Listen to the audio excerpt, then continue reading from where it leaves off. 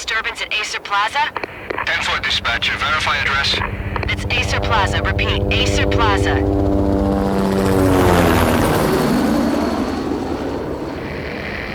Shots fired on the rooftop. An assault in progress at Acer Plaza. Repeat, an assault in progress.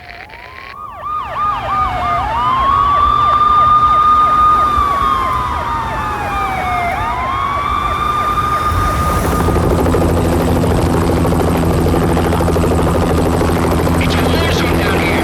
1085 dispatcher. Need additional units. Additional units now. Officer in danger. Officer in danger. 10-5, please repeat. 10-5, all units, emergency. Officer in danger, Acer Plaza. Repeat, Acer Plaza, all units. They were all dead.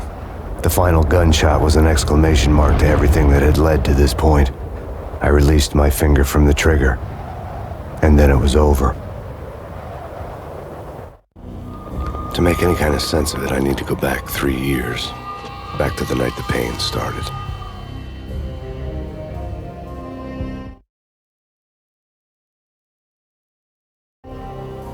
I was still on the force back then. NYPD, Manhattan, Midtown North Precinct, Hell's Kitchen. So when are you coming to work for me, Detective Payne? You'd make me work undercover in some hellhole. Sorry, Alex. Michelle and the baby come first. See? My last smoke. It's bad for the baby. That's you, Max. A regular Boy Scout. See, Alex. Still on for poker Thursday night, right? Like taking candy from a baby. Life was good. The sun setting on a sweet summer's day, the smell of freshly mowed lawns, the sounds of children playing, a house across the river on the Jersey side, beautiful wife and a baby girl. The American dream come true. Honey, I'm home. But dreams have a nasty habit of going bad when you're not looking. The sun went down with practiced bravado. Twilight crawled across the sky, laden with foreboding.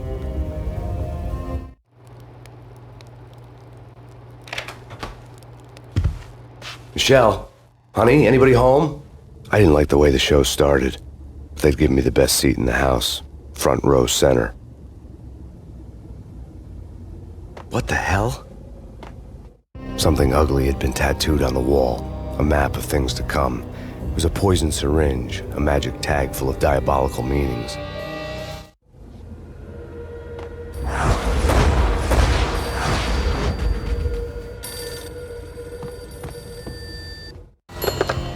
Listen, someone's broken into my house. Call 911.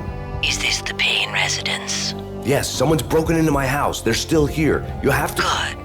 I'm afraid I cannot help you. Who is this? Hello?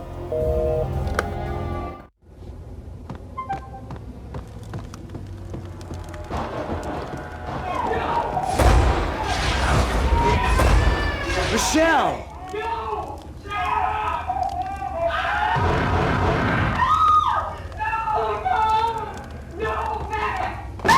Michelle! Please! It's coming. Freeze! NYPD, drop it! Coming! You're gonna die!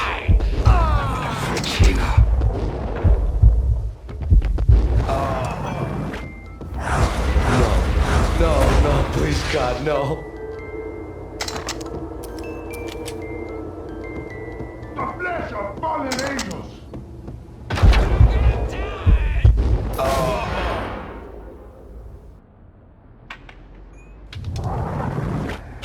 No, God, no, please, Michelle. Oh, baby.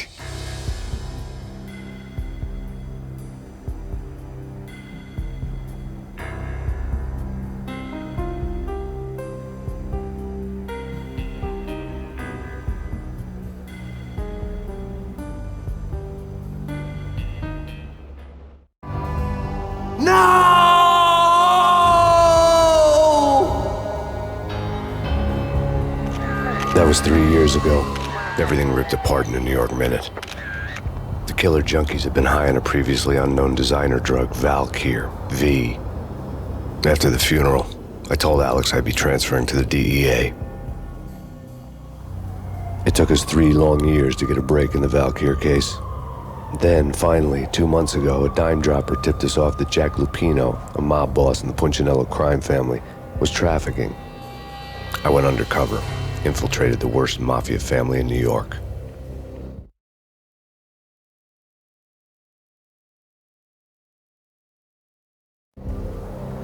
I came in from the cold and the dark. Outside, the city was a cruel monster. I've been slowly working my way from the small time to the big fish, trying to get to the source of the drug. Alex and BB were my only contacts in the DEA, the only ones in this decrepit city who knew I was down here. BB here. Something urgent has come up with Jack Lupino. You need to meet with Alex immediately at the Roscoe Street station. I hadn't had a face-to-face with Alex since I'd gone undercover. Outside, the mercury was falling fast. It was colder than the devil's heart, raining ice pitchforks as if the heavens were ready to fall. Everyone was running for shelter like there was no tomorrow. It didn't get any better when I got to the subway. The feeling hit me like a point-blank shot straight in the face. Something was not right about this. My Beretta stirred nervously under my coat, but the train doors had already shut behind me, and I was in for the ride. Next stop, Roscoe Street Station, and Alex.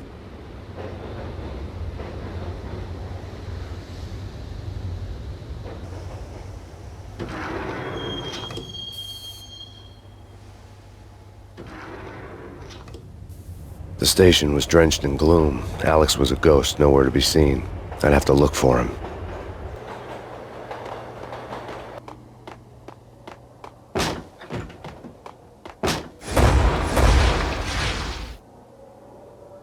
Death was in the air at Roscoe Street. I'd have to find Alex fast.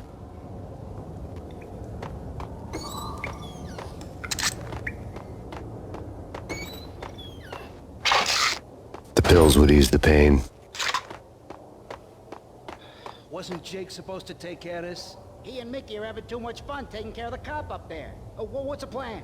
Simple. Gun down every mother-loving bastard that gets off the train. Sweet.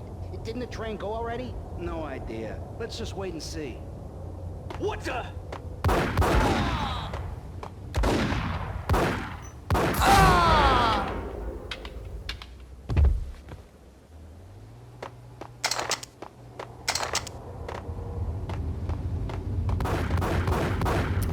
Yeah, he's dead. Yo!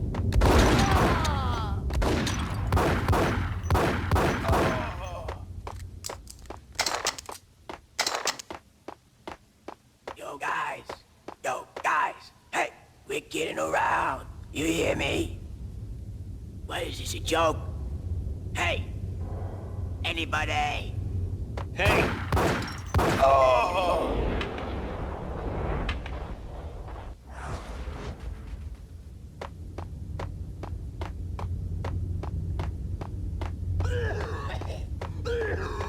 Hold it!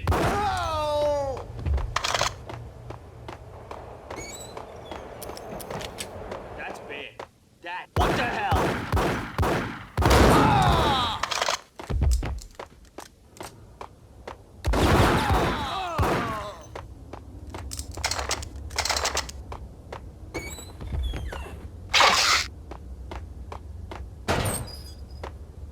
While looking for Alex, I had ended up in the middle of a big-time crime operation.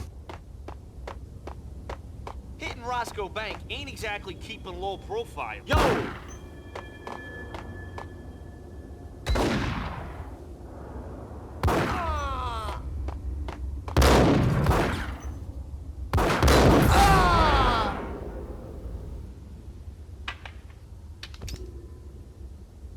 The gate was locked. I would have to find another way to get to the tunnel.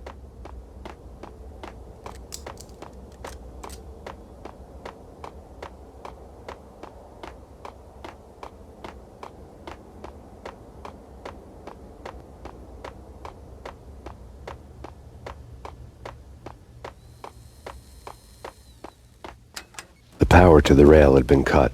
I'd have to get it back on to get the train moving.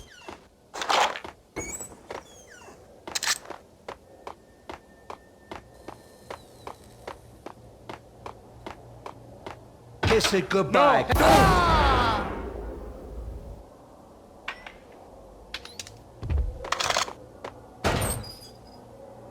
save me, man. What's going on here? A massacre. These armed thugs just appeared from nowhere. We need to get help. I can make the call from the control room 1 floor up. Can you take me there? Sure, sounds good. Follow me.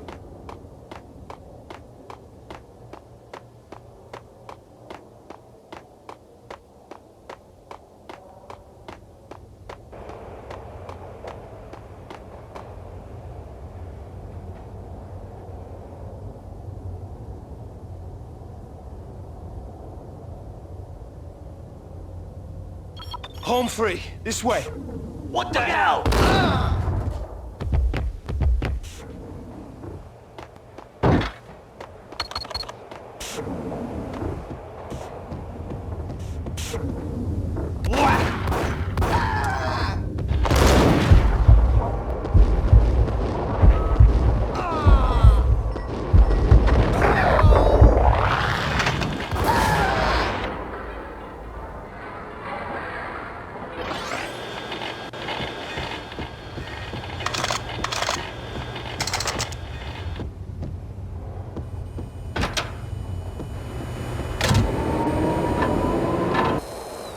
The train lit up like a Christmas tree. The power was back on.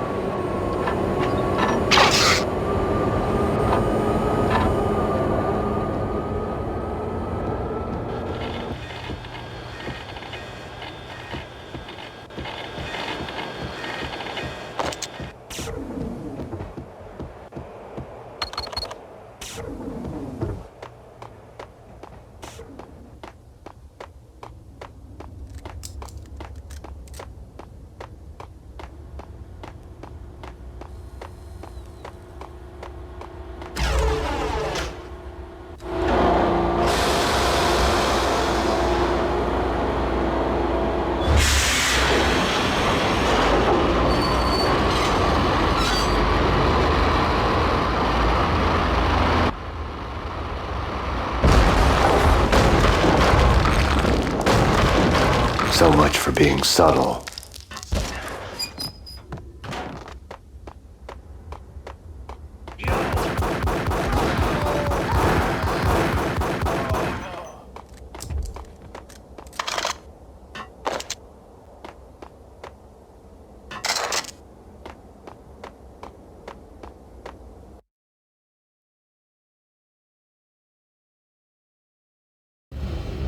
The rusty door led to an abandoned part of the station, closed off since the early 40s. Something big was going down at Roscoe Street. Maybe that's why Alex had wanted to meet me here. Maybe not. One way or the other, I was gonna find out.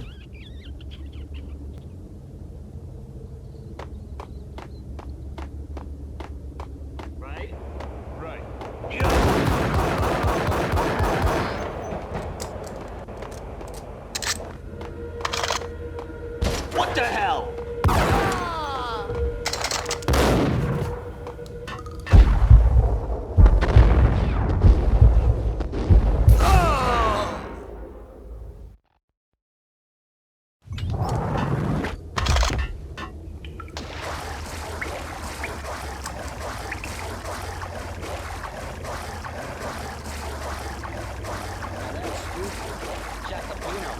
Spooky.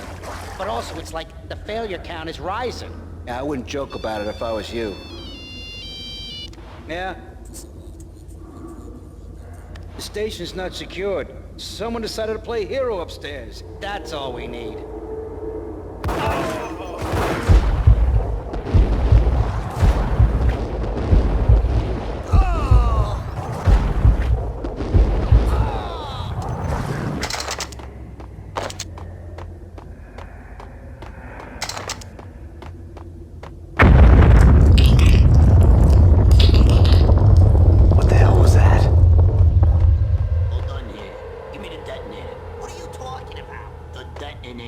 I thought you'd bring it. You were supposed to bring it.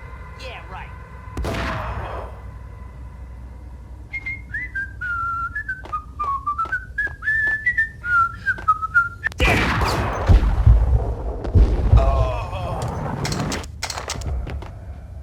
The door had been welded shut ages ago and the bomb was missing a detonator.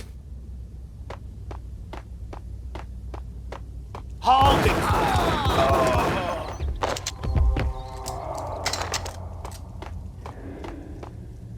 Okay, fellas. The police are on their way. New York's finest are gonna be here soon. So stick to the plan. We've got our own private exit route. In and out, do your thing. Wham bam, thank you, man.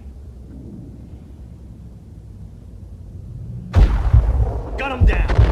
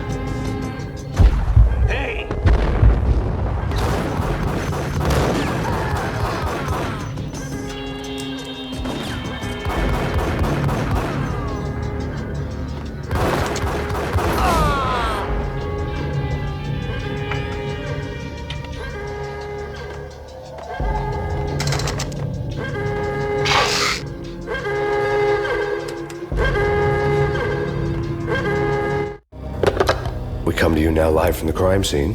Who is this? Right back at you. This is Deputy Chief Jim Bravura from the NYPD. You are to cease your criminal activities and surrender immediately. Sure thing, Jim. Me and the boys have been talking and everyone's real sorry. They'll never do it again. Who the hell is this? Being placed at the scene of a bank robbery wouldn't have tipped the odds in my favor.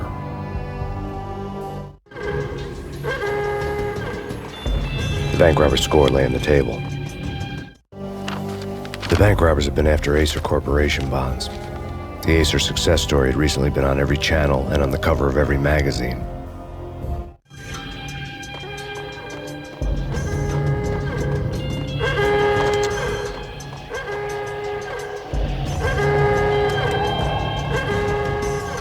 The bank robbers had left their tools on the table.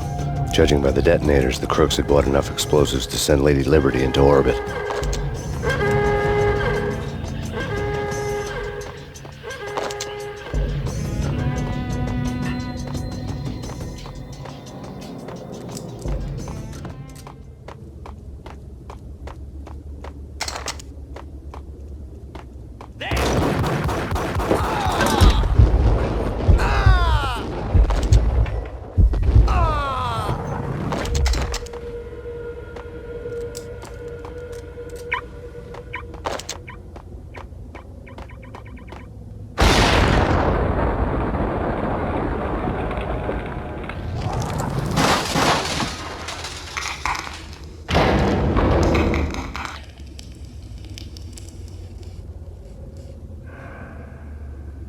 Hold it!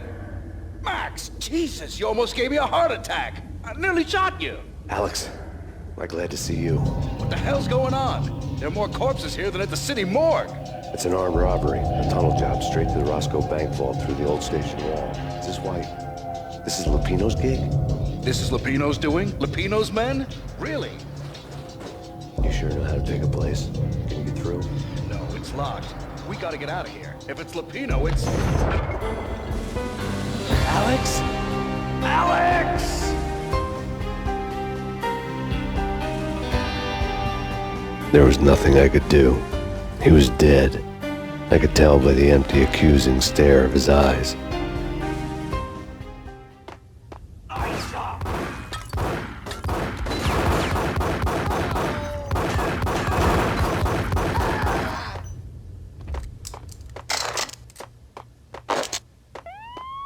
Let's get the hell out of here!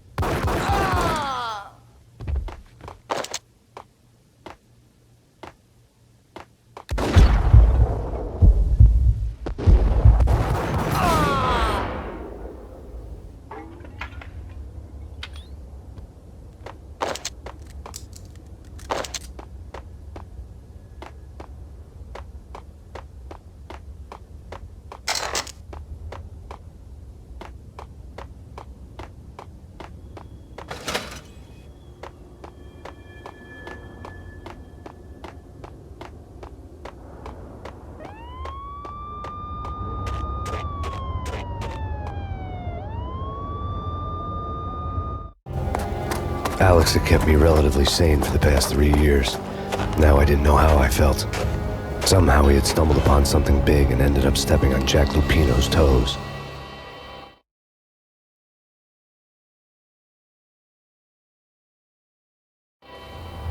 Lupino ran his racket of sex, drugs, and contract killings from a sleazy hotel in a slum block of tenements. The NYPD was closing in. I could hear the sirens. Their wail was a crescendo. Lupino thought he could get us by taking Alex out and leaving me to take the fall for it. All he had gotten was my attention. I went for the hotel first. It was a sad old thing with flickering lamps and faded colors, cheap mobster punks and tired-eyed prostitutes.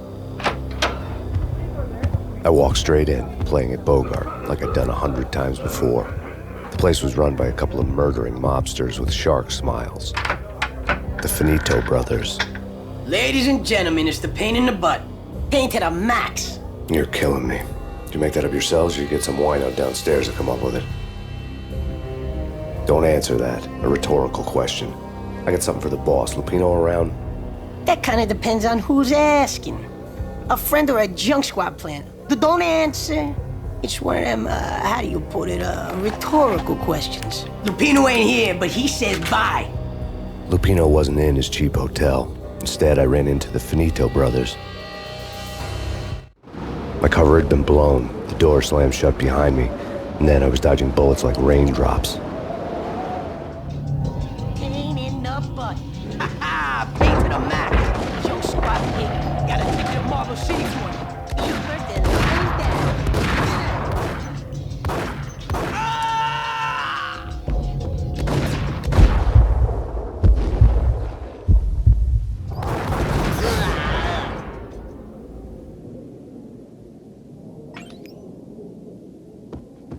A letter on the desk caught my eye. I had met Lupino only once. The gangster ran all his rackets through his right-hand man, Vinny Gagniti. Gagniti was a high-strung whiner on the verge of breaking apart, like an overamped Energizer bunny. He had the brains to run the business, but he lacked the balls, always falling short, taking his frustration out on underage addicts and call girls. The V deal goes down at your hotel. Jack's exact words, quote, "Vinny, you're in charge of this one," unquote. Rico Muerte's coming to see it through. Anything goes wrong and everybody's gonna get dead. Goes double for you. Treat this guy real good. Anything he wants, you give him. Don't screw this up or you're finito, finitos. A V deal meant added security, locked doors, and lots of nervous thugs with itchy trigger fingers. I'd seen nothing coming in, but that didn't mean it hadn't been there. Rico Muerte was a regular Kaiser Soze, a spook story told to keep the apes in line. 313. The Finitos had scribbled Muerte's room number on the note's margin. Bosses! Everything all right? Bosses! Joey! Virgilio! You all right in there? They're not answering. Call the others. Tell them to come quick. Okay, but we can't wait for them. We gotta go in now. Bosses! We're coming in! It's Payne!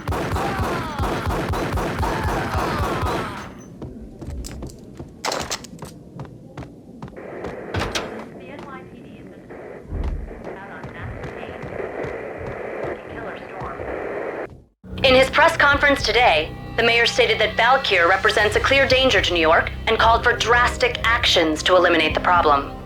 On today's top story, the Valkyr crisis worsens with the murder of DEA Special Agent Alex Balder. Special Agent Balder had been shot repeatedly from a point-blank range. The gunman has been identified as Max Payne. The noose is sure to tighten around this fugitive criminal as more NYPD units join the search to apprehend him. I had just gotten my 15 minutes of fame.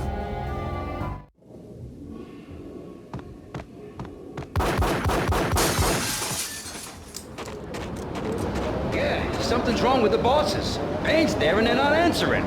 Let's go already. Payne's gonna pay in spades.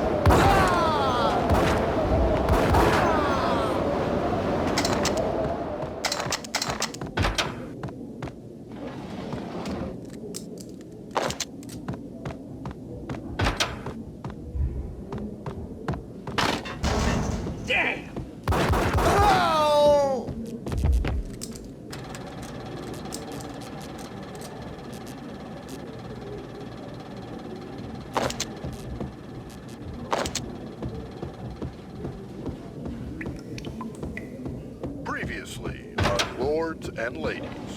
Lady Amelia, Marquis Valentine asks for an audience. Thank you, Lawrence. Yo! My lady. My lord. And now, an all-new episode of Lords and Ladies, brought to you in part by Acer Corporation.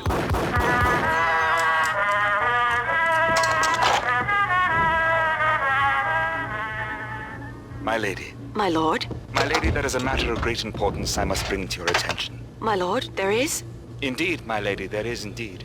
From the very first moment we met, upon that distant forest path, there has been sunlight in the autumn leaves blazing like the colors of your hair. Oh, my lord, you should not speak so. But, my lady, I must. My lord, no! I forbid you. This cannot be. This must not be. But why, my love, why? My lord, it is too dreadful. Do not force me to speak the words. My lady, I beg of you, I must know. I would rather die than not know. Yes, my lord, we should both be dead, for this shame is too great for the living.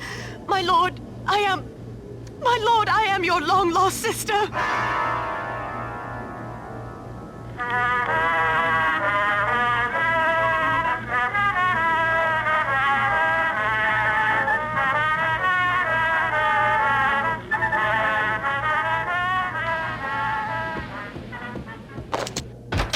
V-head junkies could go off without a warning. I had to be careful.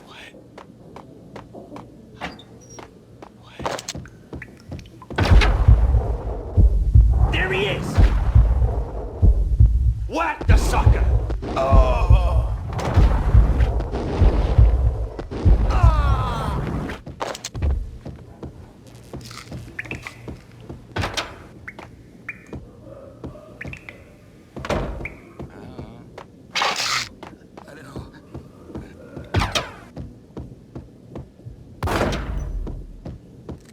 Piece of crap!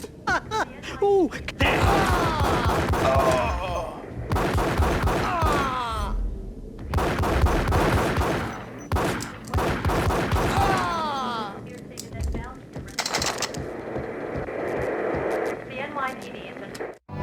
Tonight, the city's fight against the nightmare drug Valkyr took a turn for the worse, as DEA Special Agent Alex Balder was found brutally slain at the Roscoe Street subway station. A suspect was seen leaving the site only moments after the shots had been fired, and the NYPD is currently in pursuit of Max Payne, a repeated felon believed to be armed and extremely dangerous. And now the weather. The worst winter storm in recorded history continues to pound the city. Out on Max Payne. This party had been dead for a while. I couldn't say I was sorry I'd missed the show.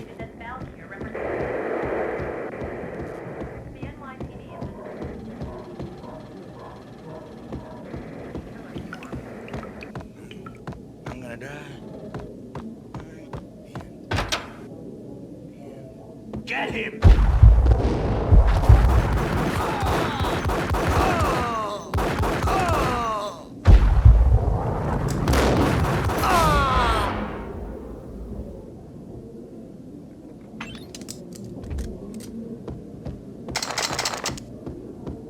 I'd found Muerte's room.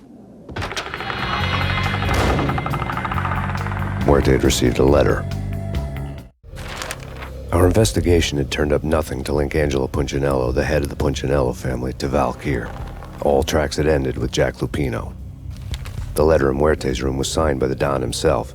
It was the first hint that the Kingpin knew what was brewing inside his syndicate. The trouble you got into after the Chicago screw-up. The Punchinello family bailed you out. You have been waiting for a chance to pay us back. One of our trusted boys has a monkey the size of King Kong on his back, and we need your special skills for backup on a major deal. Collecting evidence had gotten old a few hundred bullets back. I was already so far past the point of no return I couldn't even remember what it looked like when I had passed it.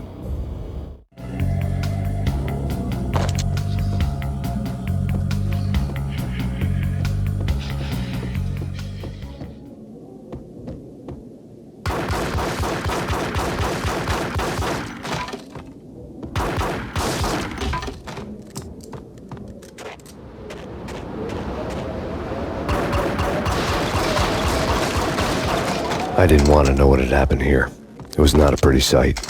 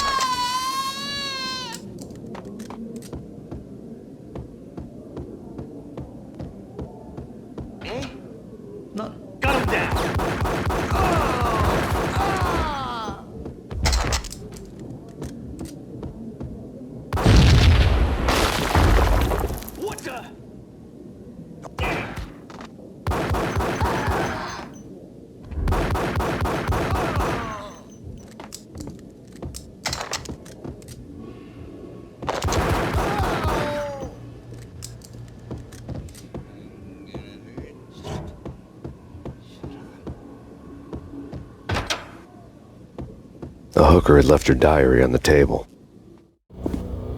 The diary belonged to a hooker named Candy Dawn. The read would have made a vice cop blush. Had talks with the mystery hag over the phone again. Sent her the latest One-Eyed Alfred tape. As long as the hag keeps paying for the tapes, the old man could come every day for all I care. She had a nice sideline, making secret X-rated flicks of her clients and selling them to the highest bidder. It would get her killed if her V-fix for the day didn't do it first.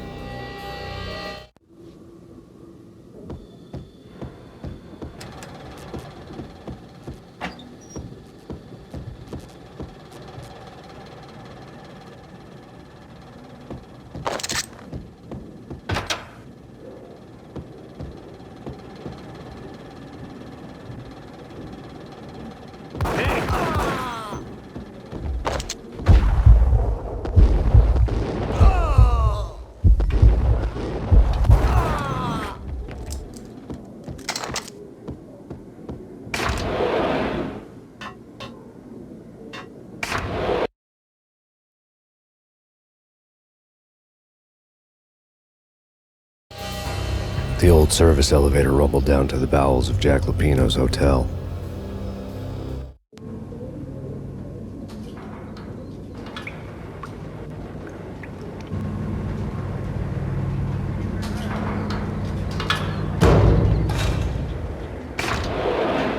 It was freaking crazy. The cops were doing a full-scale siege next door. More traffic than rush hour. I mean, bleeding bastards running back and forth. Ronnie and Jimbo to throw, and in the middle of all this, there we were. I didn't give a damn, just going with the flow. So what happened? Nothing happened. We got the explosives, dumped the cargo, we were home free. Jeez. Whack the sucker!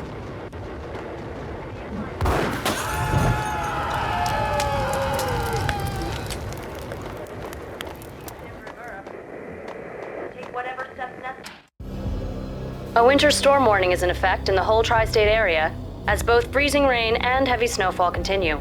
Many roadways are already closed, and people are advised to stay indoors. The severe blizzard has ravaged New York for 3 days now, with no end in sight. We'd been snowed from the start in the Valkyr case. The forecast said there was plenty more where that had come from. But the snowbound city was on my side. Less chance of innocent bystanders getting caught in the crossfire.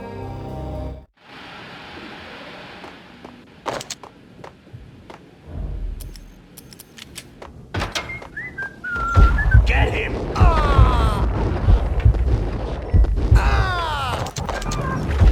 Hold it! Exhibit number 1, a newspaper. A dead man tied to a chair lay on the boiler room floor.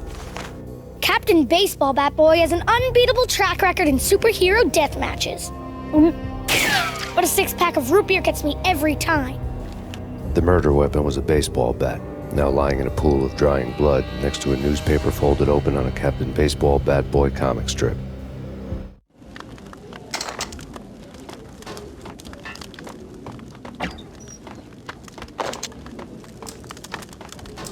Take vampire movies. Why are they always set in LA or Mexico? They can't even get a tan. If I was a bloodsucker, I'd move to the North Pole.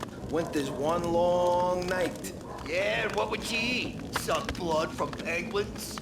Nah, Eskimos, man, Eskimos. Whack the sucker!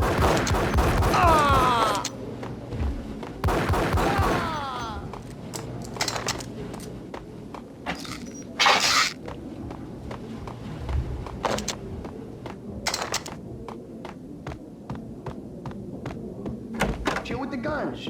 Trust me, you don't want to piss Muerte off. Gentlemen, let's do business. Green for green. Cheers, a green-eyed ape. Amen. Whack him!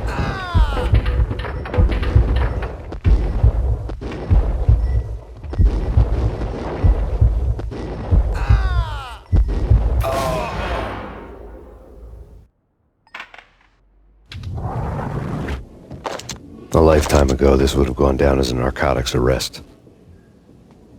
It was dirty money. The transparent cylinders glowed green, full of Valkyr.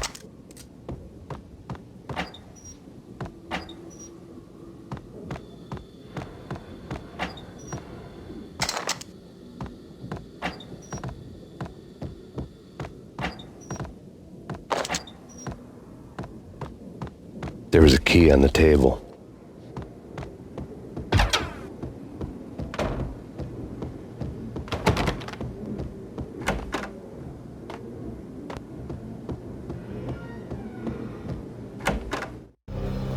Two mad dog killers, ready to murder each other. They step into the next room, and I'm thinking, now they're gonna do it. But no. They sit down in front of a TV and solve their differences with the Kung Fu fighting video game. I tell you, Candy, I was so depressed, I strangled them both with the video game cables. Oh, Rico, you're so bad. I am, ain't I? Rico Muerte, big-time hustler. Who the hell? It's that cop. Muerte went for his gun.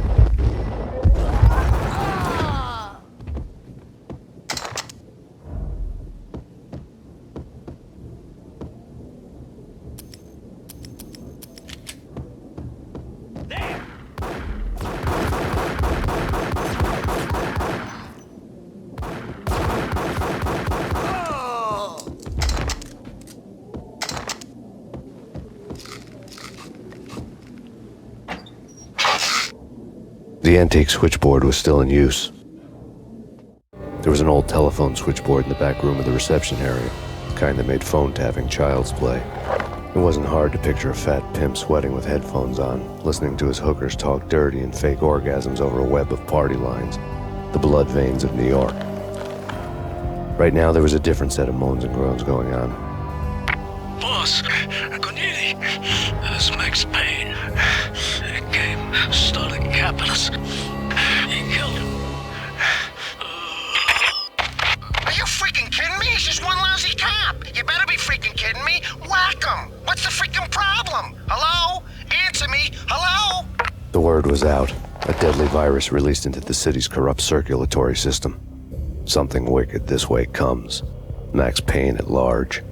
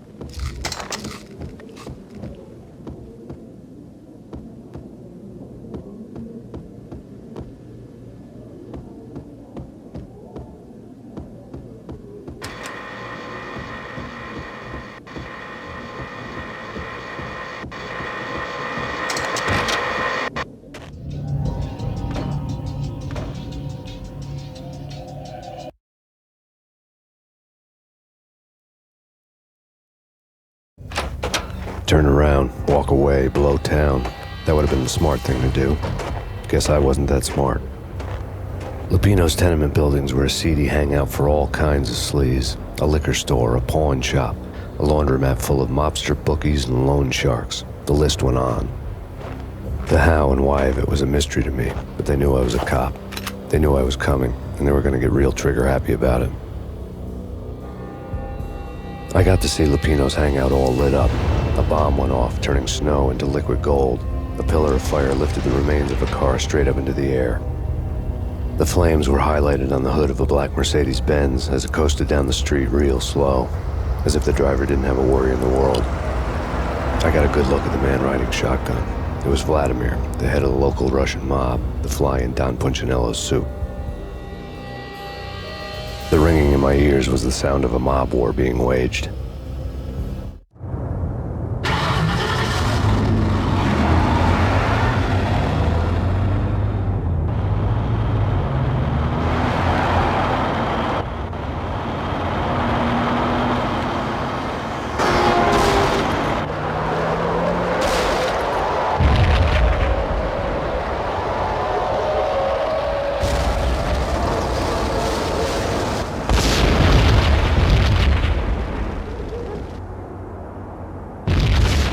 Another bomb exploded inside the closest slum building. It was a lucky break. The goons inside were spooked, but luck always came with a price tag. More bombs could still be ticking inside, and the cops would already be on their way. Jack Lupino's suite was on the top floor. At least it used to be, before the explosive makeover. I don't know, man. I don't know about this. Quit worrying, eh? Think of it as Christmas. The Russians are Santa. Hey.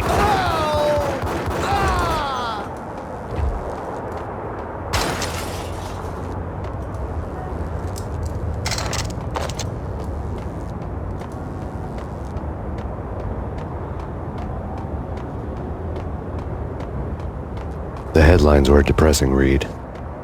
The headlines were screaming bloody murder. The storm was a screaming duet with the approaching prowl car sirens. It was all a scream when you were down for the count and wanted for murder.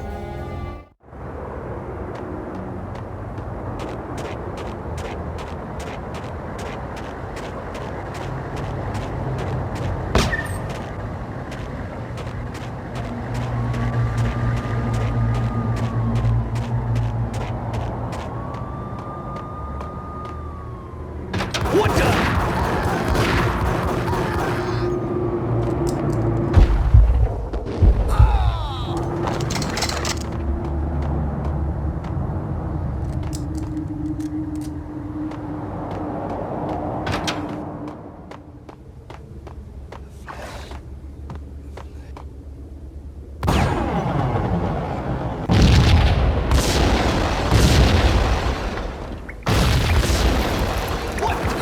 The whole building was rigged with explosives.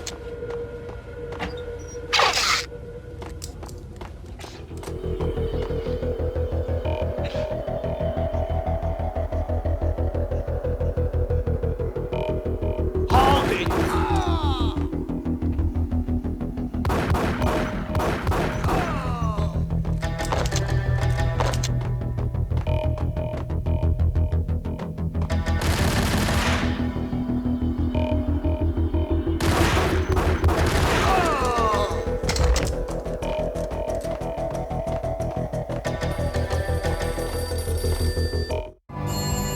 A beaten-up phone in the entrance hall was ringing.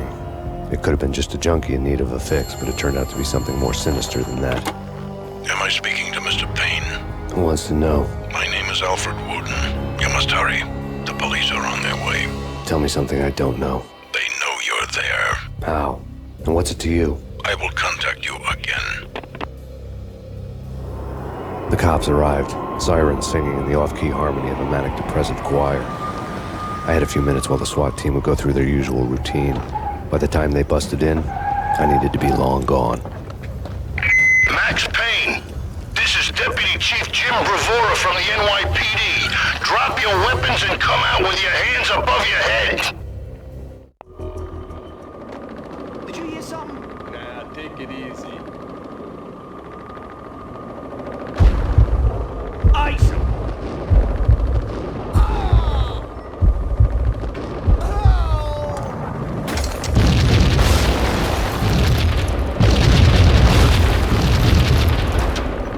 Someone had left a letter on the counter.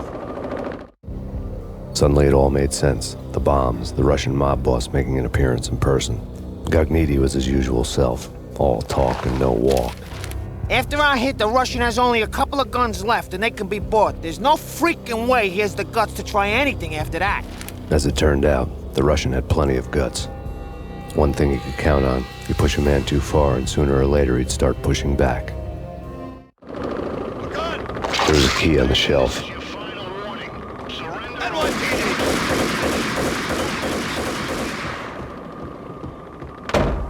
What the hell?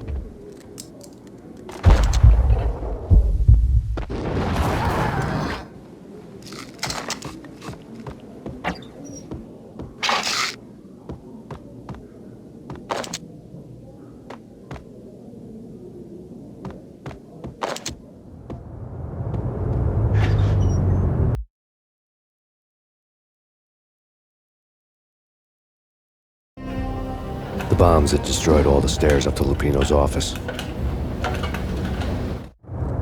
The alternate route led there by way of adjoining rooftops.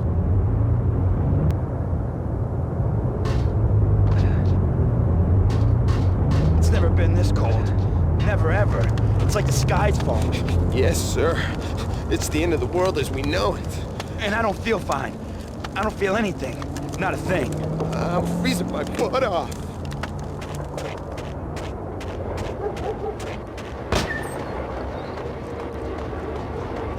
To get to the roof, I'd need to get to the elevator through the locked door up ahead.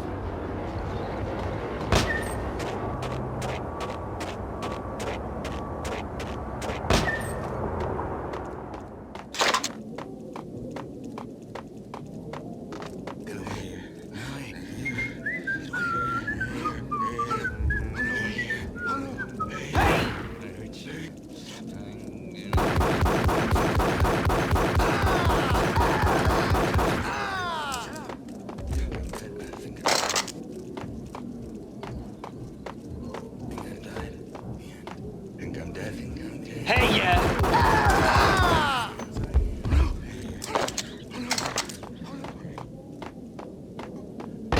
No, don't shoot. You know the clowns at the laundry? Me? No. You're no good to me then. What? No, the laundry, yeah. I know him, yeah. Get me in there. Okay.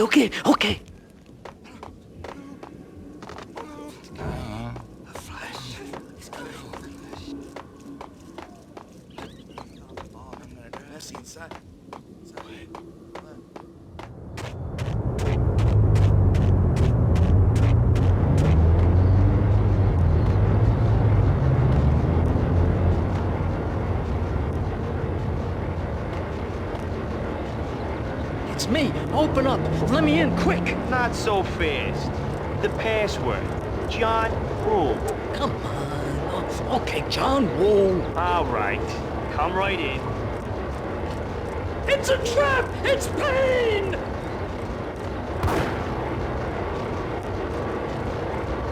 There he is.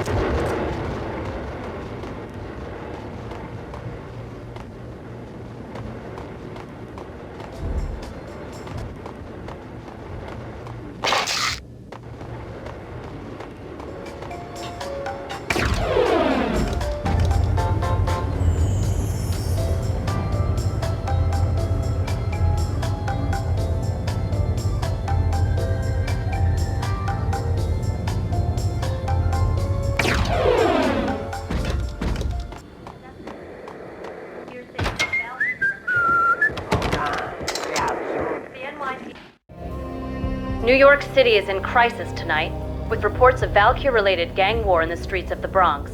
Apparently, Max Payne, wanted for questioning in connection with the slaying of a DEA special agent earlier tonight, is waging a one-man war against his former partners in crime. Among the list of casualties so far are notorious mafia members Joey and Virgilio Finito, as well as Rico Muerte, himself a fugitive from the law, and a suspect for several murders in the Chicago area. The NYPD has been placed on full alert. A citywide APB has been put out on Max Payne. Deputy Chief Jim Bravura has promised to take whatever steps necessary to bring him to justice. What those steps may be remains to be seen. For NYCNN TV News, this is Kira Silver.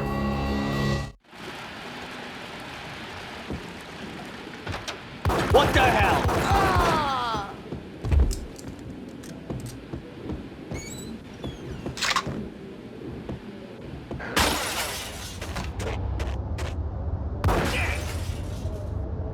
Ice him.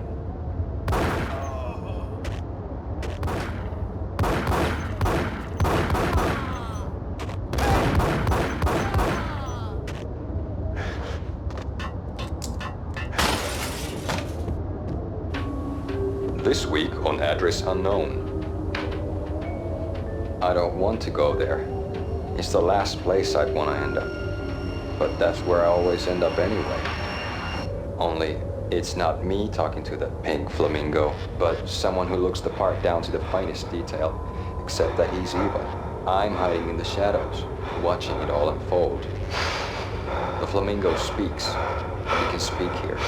It says, "Mirrors are more fun than television." That's, mirrors are more fun than television. Somehow I know this, just don't ask me how. And I, not me, but my double, nods and smirks at this like it was the funniest thing in the world. And then something goes wrong, and suddenly they know I'm there, hiding behind them, and they both turn to look at me with cold eyes. And the flamingo speaks again.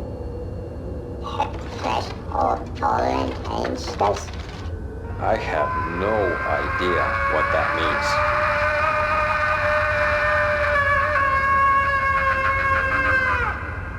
And that's when I always wake up to my own scream in that brightly lit white hospital room, strapped to my bed.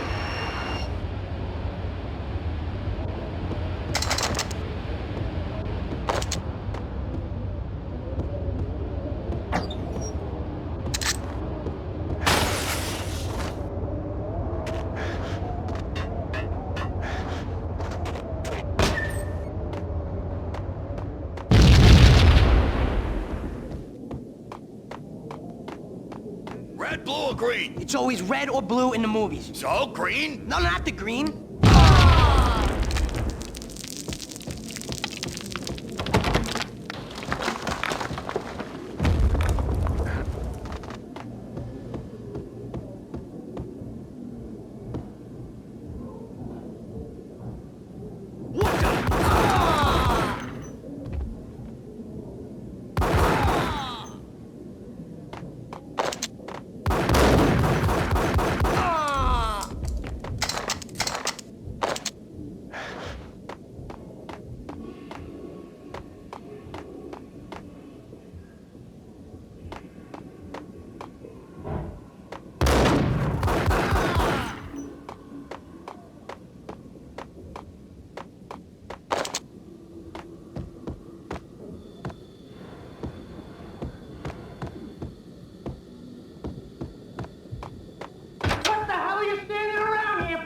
They're bombing us! What are you doing? You're doing nothing! What are you doing? This is war! Freaking war!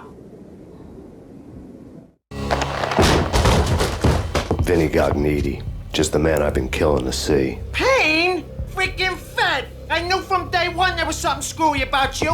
What do you think you're doing? You're a freaking cop. You ain't got squad on us. You can't just come in here waving your piece like it meant something. Yeah! Oh my God! Oh God, you shot me! Ah! You're dead, Payne! What the hell are you waiting for, you apes? Kill him! Kill him! With pleasure, boss. Gognitti bailed. I made like Chow Yun Fat.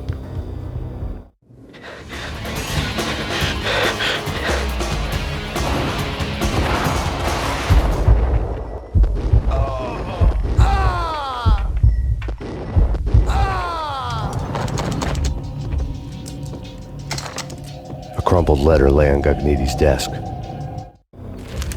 The letter was addressed to Don Punchinello, but Vinny had never had the nerve to finish it. Jack's gone voodoo. Just the other night, he shot Dino because he wanted to see what his brains looked like splattered on the wall. He's a freaking mad dog. We're running out of men and business fast. Gagniti had been living in mortal fear of his boss. Jack Lupino was a psycho.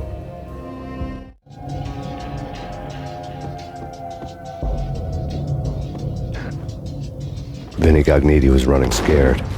He could run, but with a bullet in his stomach like a broken bottle of Tabasco, he was quickly running out of time. He knew where his boss was, and I wanted to square things up with Jack Lupino. Gagniti would be moving fast. I don't know about angels, but it's fear that gives men wings.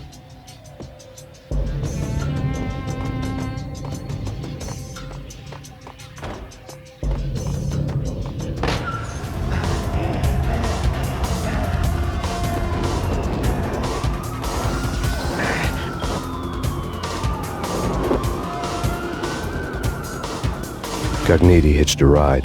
To catch him, I'd have to follow his lead.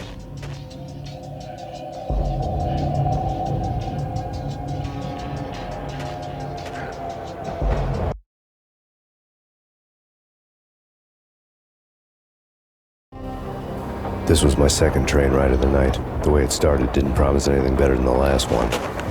Freezing wind tearing at my face like sandpaper and razors, ice hard and slick under my hands and feet. Somewhere in the background, the wail of sirens, the city howling after me. New York sped by in fast forward. Dark rooftop water towers and a dead forest of antennas and chimneys, all a blur. When the train he was riding slowed down, Gagniti made his move.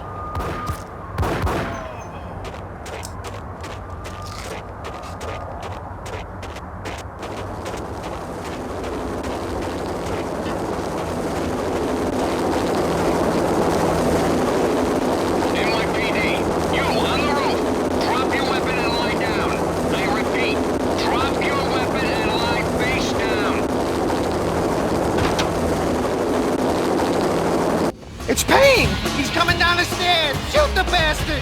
Okay, boss, you got it. No problem.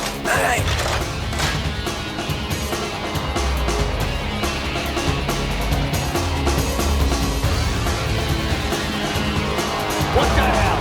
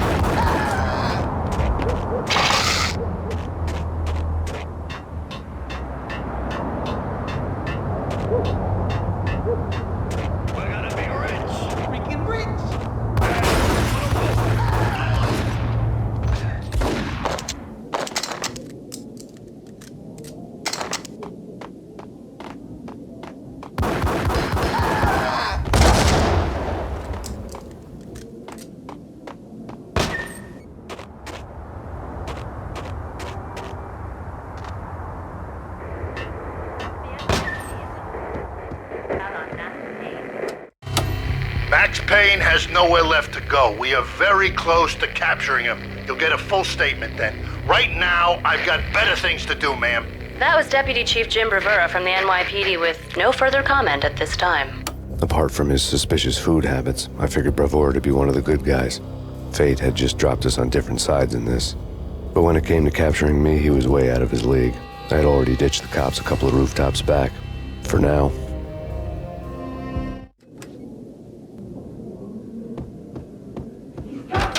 I can hear him. Ready? Gun him down.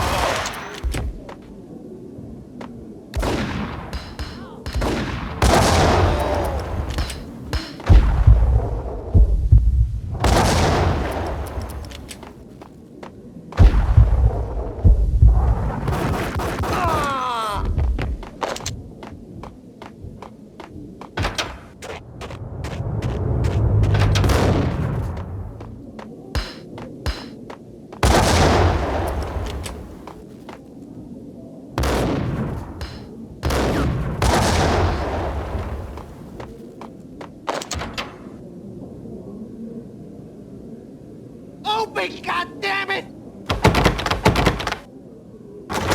Payne! I'll kill you, you lousy freaking cop!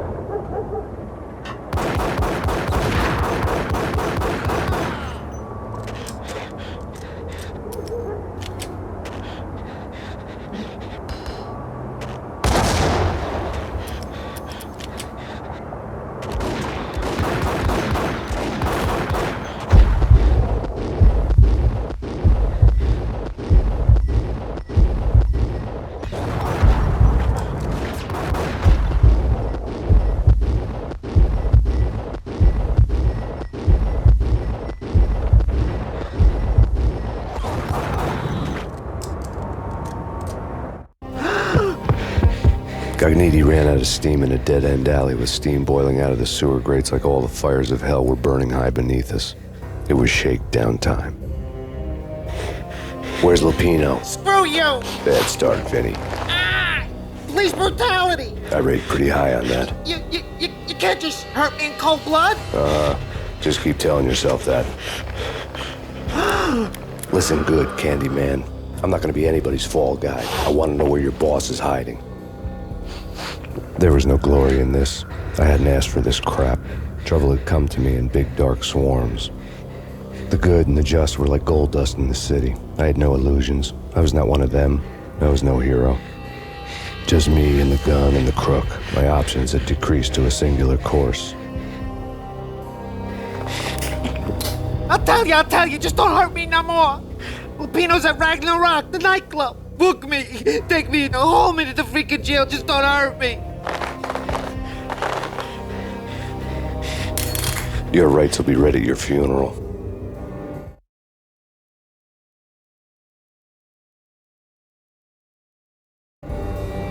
Ragnarok was Lupino's private nightclub, a den of drugs built into an old theater.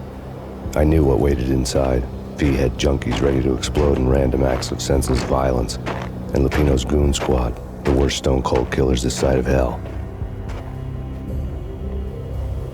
Ragnarok was as inviting as a headache, flickering and flashing to a machine gun beat. The belly of the nightclub was a gothic theme park that began with bondage games and led to the nasty stuff from there. As subtle with its dark message as a cop killer bullet through the heart. Like father, like son. Just like Jack Lupino.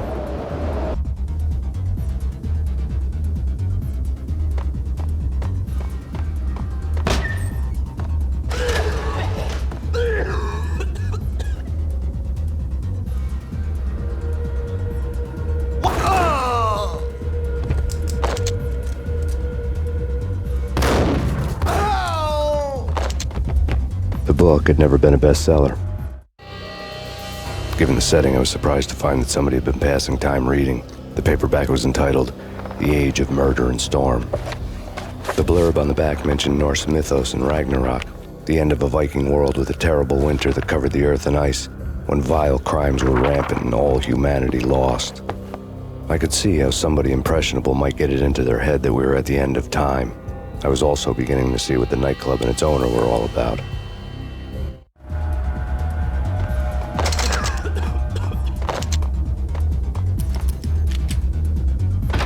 It's Payne!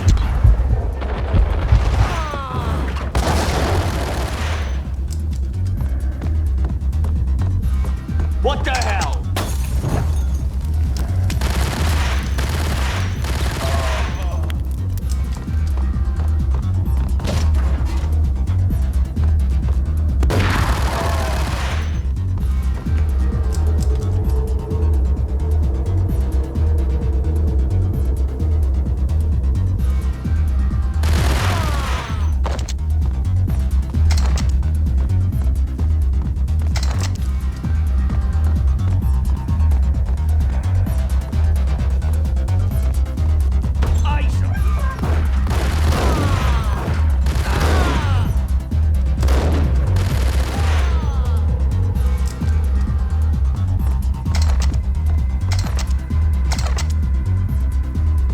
Books on the occult had been piled on the table.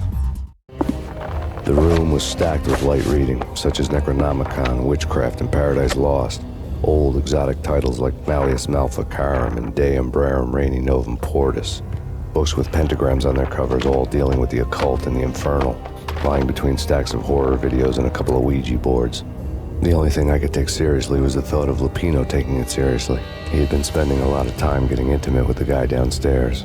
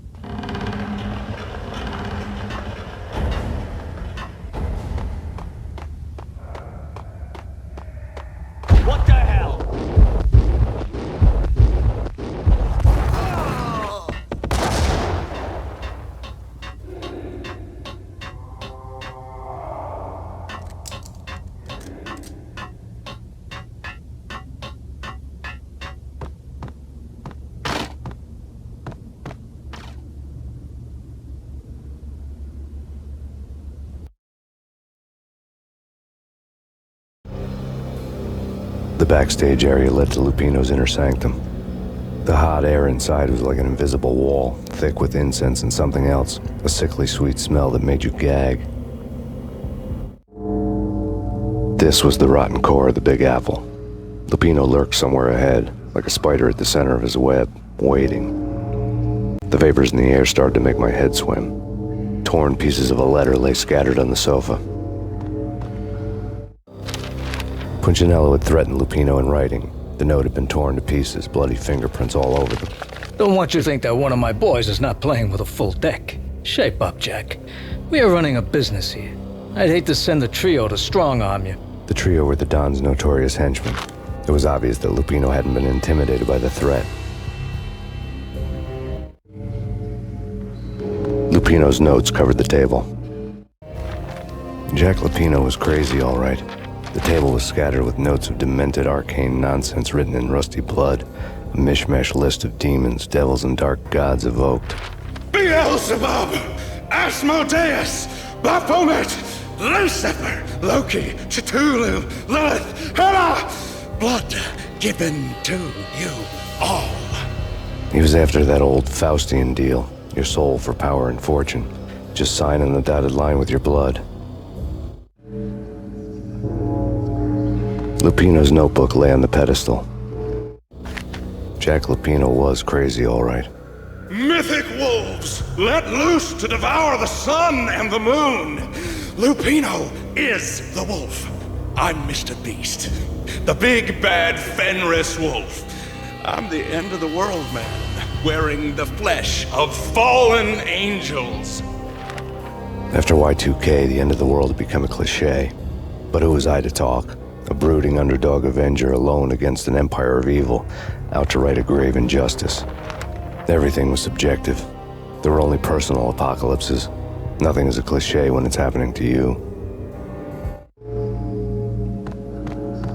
The flesh of fallen angels! Come to me all! Astaroth, Beelzebub, Asmodeus, Baphomet, Lucifer, Loki, Satan, Cthulhu, Lilith, Hela! Blood to you all! Smart. Living under the skin of reality. I've seen it. The corruption of flesh.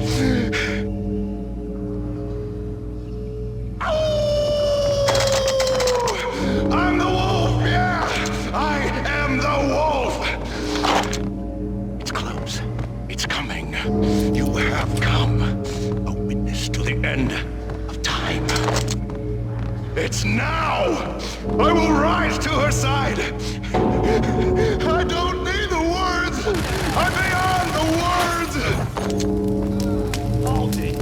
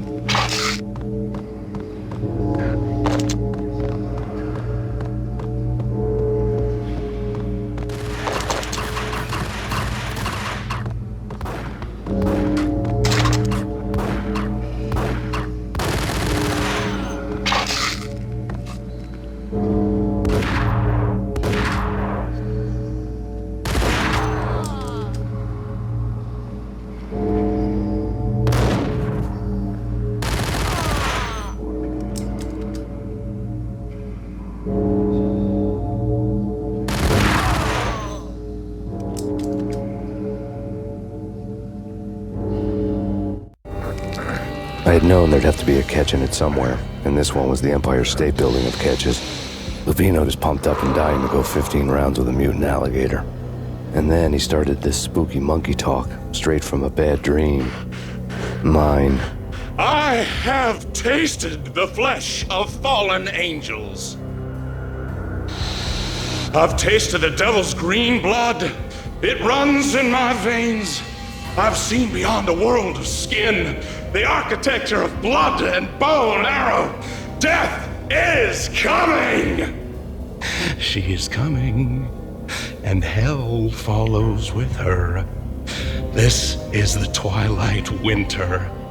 I am ready to be her son. Her time is now, and all who stand in her way must die!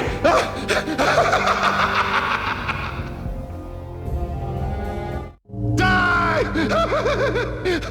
You'll die! You'll die! Now! All die! Ow!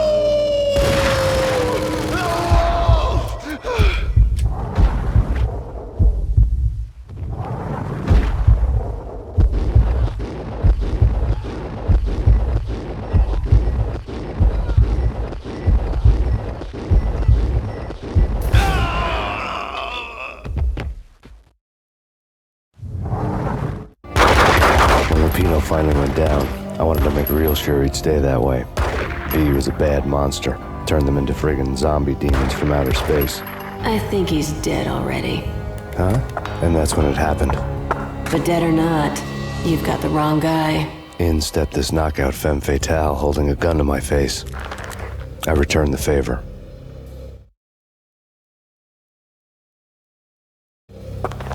Lisa Punchinello. Lisa Punchinello was the Don's wife. Mona Sachs. Lisa's evil twin. Your safety's off, evil twin. You might hurt someone with that gun of yours. Lisa's the damsel in distress. I'm the professional. I'd blow you away without batting an eye. Sure, and you can check out my credentials splattered all over this joint. Jack couldn't have framed you. Not the state he was in. We're after the same slime bag.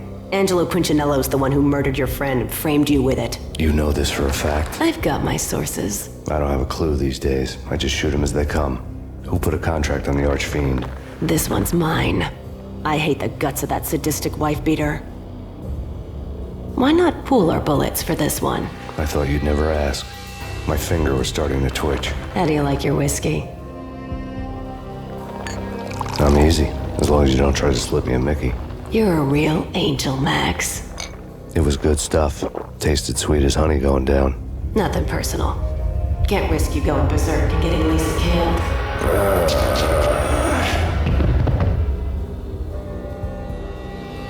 The nightmare was always the same.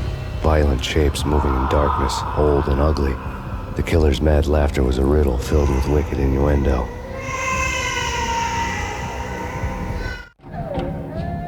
Somewhere, the baby was crying.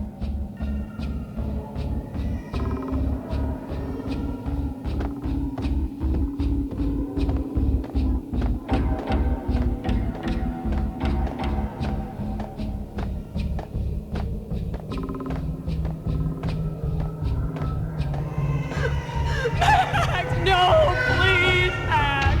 Why? I didn't mean to.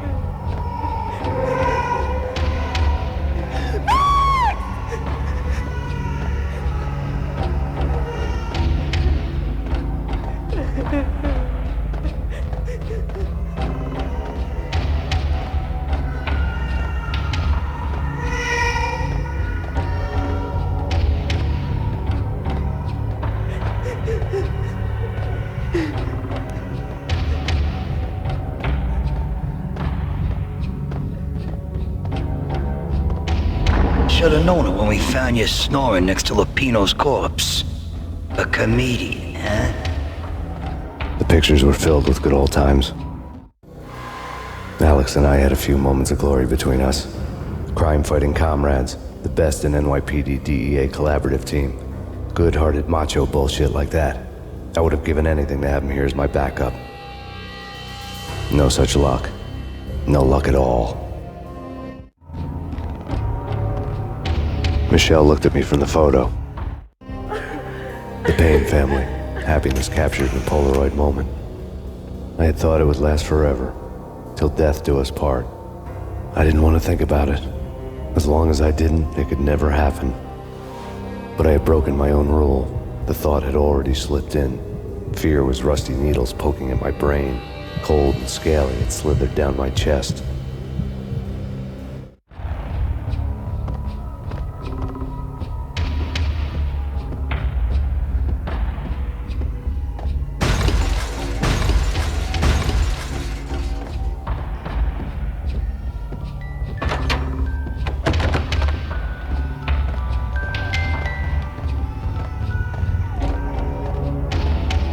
I really love to watch cartoons. Captain Baseball Bat Boy's my favorite.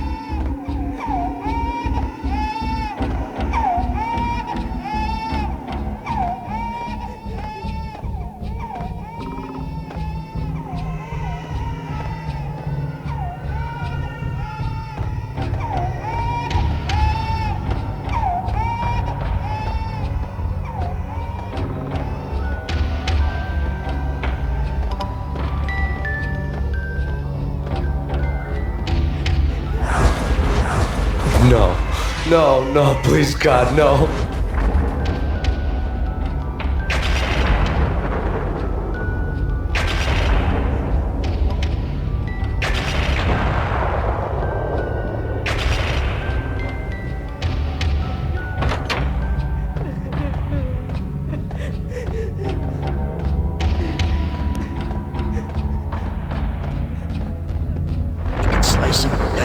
Shoot them full of holes, blow them to bits, vaporize them, disintegrate them. No matter what you do, they'll still be back, good as new. Michelle's diary lay on the table. Michelle was working part-time in the district attorney's office. Her diary was open on today's entry, her handwriting all pretty curves. An army dossier found its way to my desk yesterday. Valhalla? Isn't that a Norse myth? Something about Vikings? I tried to tell Max about it, but he was busy, that cute frown on his brow. Guess it's nothing, just a mix-up at the courier service. From now on, I would always find time for her. It was a hollow promise. Too little, too late.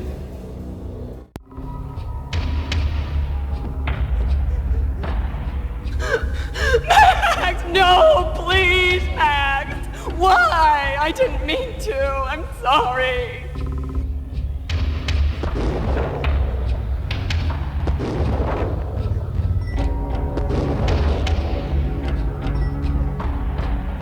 Murderer! You killed her! Nothing like that ever happens in the real world.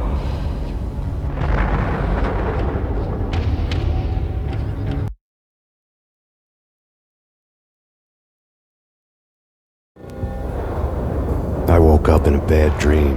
My head felt 2 sizes too small for my brain. Max Payne. I envy your name. And the killer was smiling. Pleased to meet you. I'm Frankie the Bat Niagara. Niagara, as in you cry a lot? He had a baseball bat and I was tied to a chair. Pissing him off was the smart thing to do.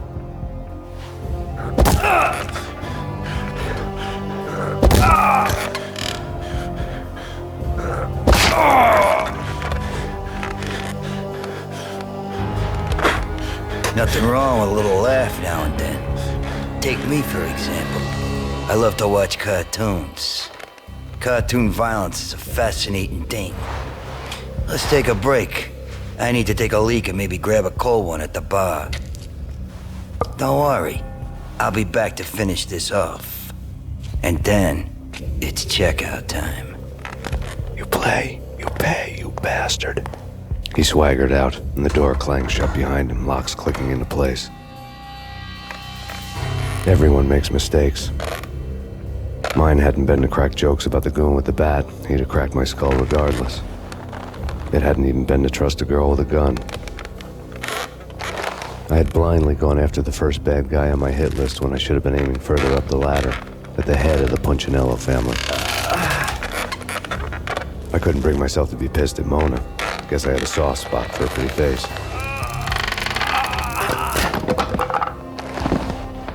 But when somebody decides to play baseball with your head, you tend to get sore. They had dragged me back to the basement of Lupino's hotel. I was beaten, bruised, and blue. I felt like the chair I had broken to get free.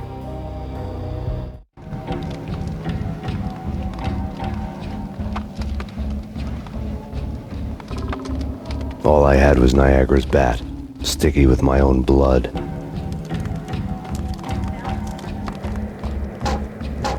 Without a gun, I'd be no match for Frankie's men. I'd have to play hide and seek with them. It's Frankie's turn. Hey! Watch out!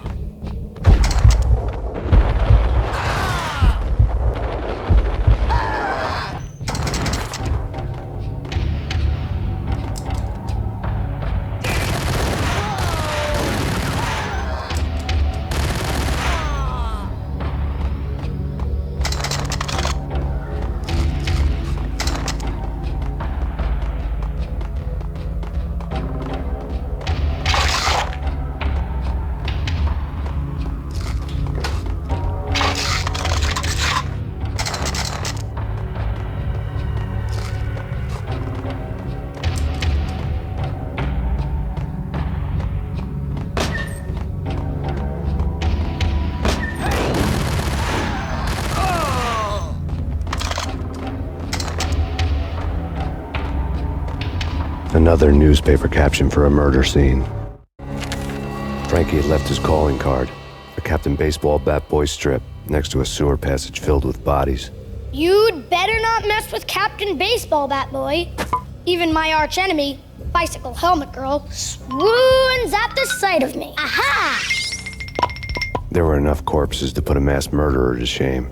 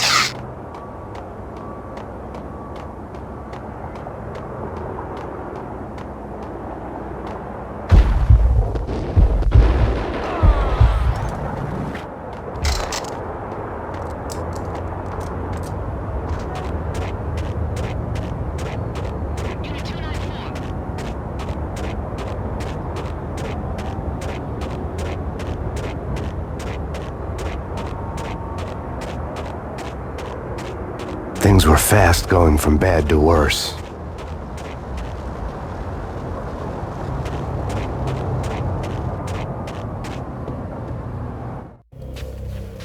The men in blue had come and gone. They had decorated the place with chalk outlines and tied it together with yellow tape. The cops who had stayed behind were dead. Frankie, his boys, and I had the place all for ourselves.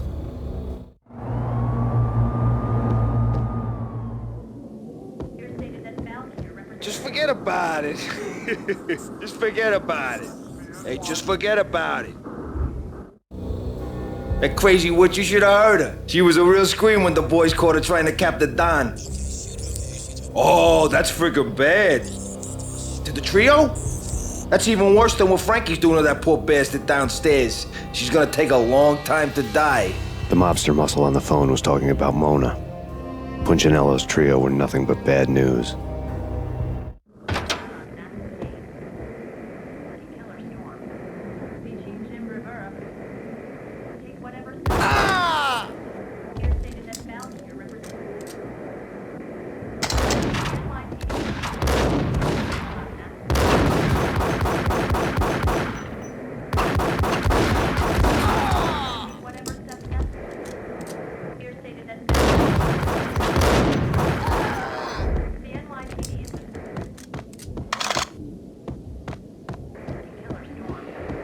More evidence that Punchinello didn't like me much.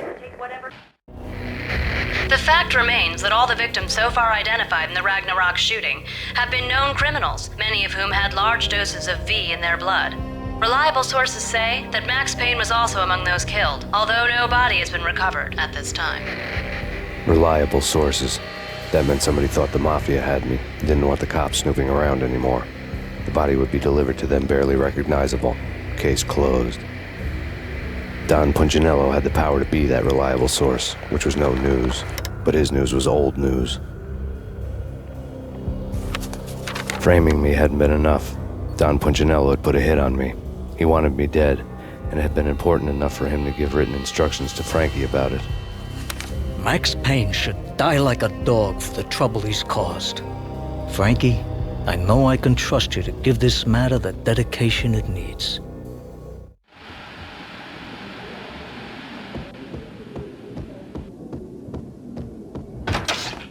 What the?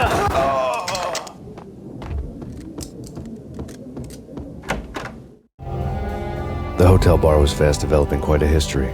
True to his words, Frankie was there, having a beer. Jesus Christ. How the hell did you get loose? Got bored waiting. Thought, what the hell, we could just as well finish this here.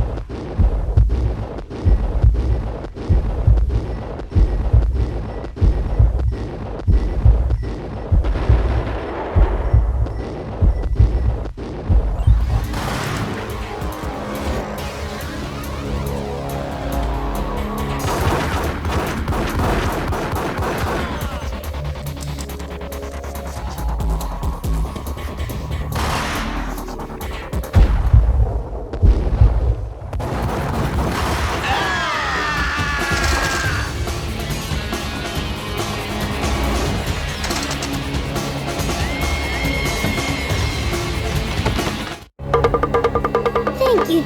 You've been a lovely aunt. Had enough? I don't play with girls anyway. Unfair! I spotted the tail as soon as I left the hotel. A big black Mercedes. I'd seen the car before. That time it had heralded impressive explosions. Vladimir was back. Bang. You're dead, Max Payne. I might have laughed if I remembered how. What's this supposed to be? Cops and robbers? Look, you want something with me? Get in line. Peace, man. Relax. You know you are a real news item. Armed and dangerous. I am going to make you an offer you can't refuse. I've always wanted to say that. It's a bum rap. I've been framed. Well, that's a moot point. Whatever you did or did not do, I'm sure you had good reason for doing it. Want to hear me out? I'm listening.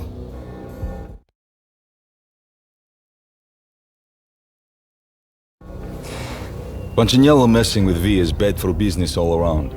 But that's not all. There is this guy, Boris Time, used to pull jobs for me. He's the captain of the cargo ship Charon. Now the bastard turncoat has gone over to the other side, Punchinello's. The ship's loaded with high-res hardware, guns, my business. If Punchinello gets hold of that cargo, he's won and I have lost. And you'll have your work cut out for you. If you want to get to Punchinello, you'll need heavy-duty persuaders. I am just the man to get them for you. Change the ship back under my flag, maybe pop 2 in the traitor Dime's head while you're at it. You'll get enough guns to start the apocalypse. You in or out? Let's get this show on the road. Vladimir was one of those old-time bad guys with honor and morals, which made him almost one of the good guys. None of us was a saint.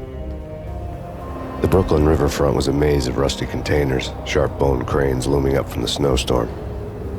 On a night like this, you couldn't help but think of the dark army of dead men sleeping with the fishes, cement shoes in line. No Minotaur lurked in this labyrinth, but somewhere out there, on the clanking deck of his cargo freighter, the skipper of the Chiron was waiting, like the ferryman of the river Styx. Yo!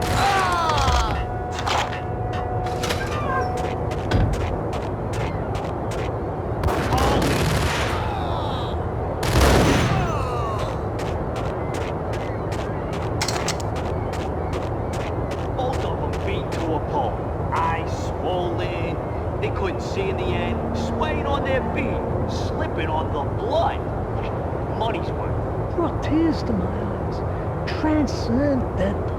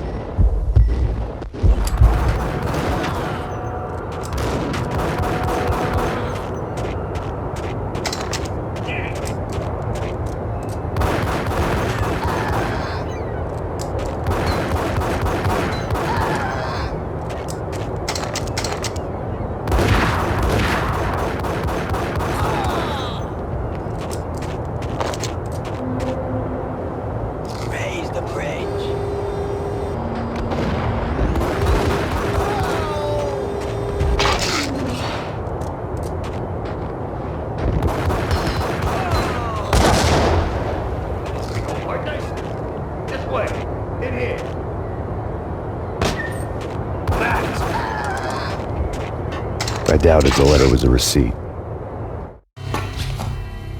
Rico Muerte had come to town to do more than just sort out family troubles. Exhibits number 1, 2, and 3. A briefcase of money, a sniper rifle, and an envelope with one word neatly printed on a folded piece of expensive paper. Mayor. It didn't sound like a mafia contract at all. It was too cold and too to the point.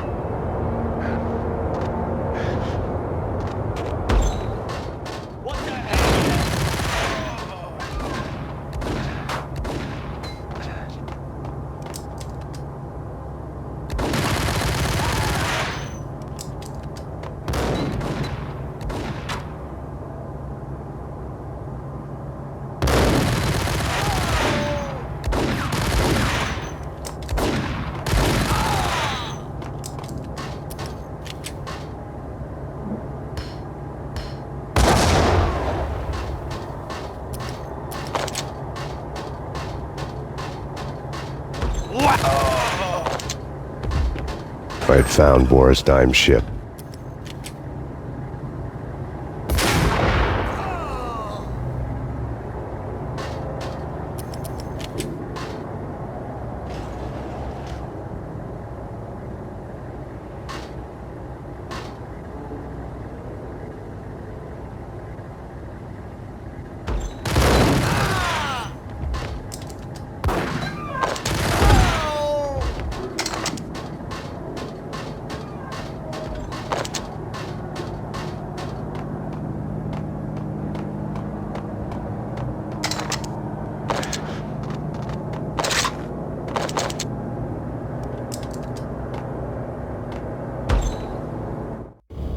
Rust had crept over the sides of the cargo steamer a long time ago.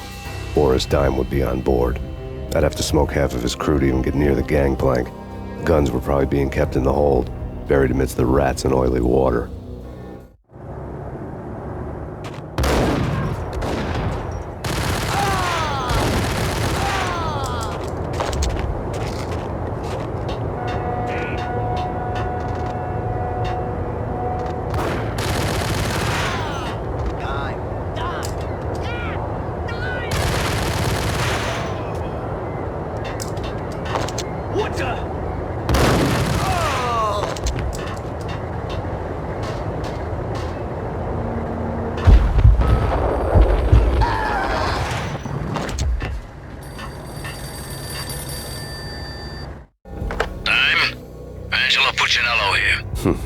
Angie, tell me, how much did Dime cost you?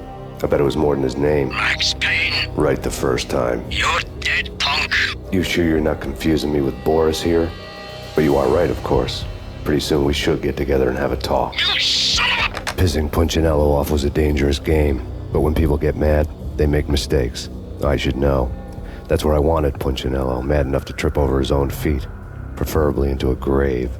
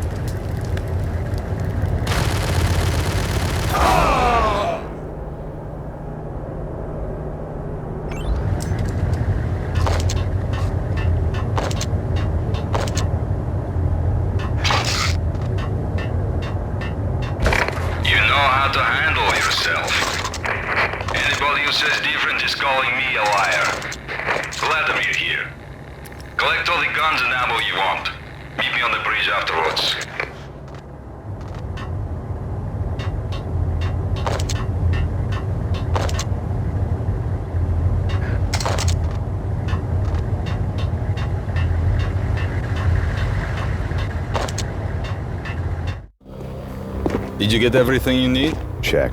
I owe you. Anything you need. This is my solo. When I'm through, Punchinello won't be anybody's problem anymore. Clear as vodka. But anytime you get between a rock and a hard place, just whistle. This could be the beginning of a beautiful friendship. You really get a bang out of this big-time gangster act, don't you?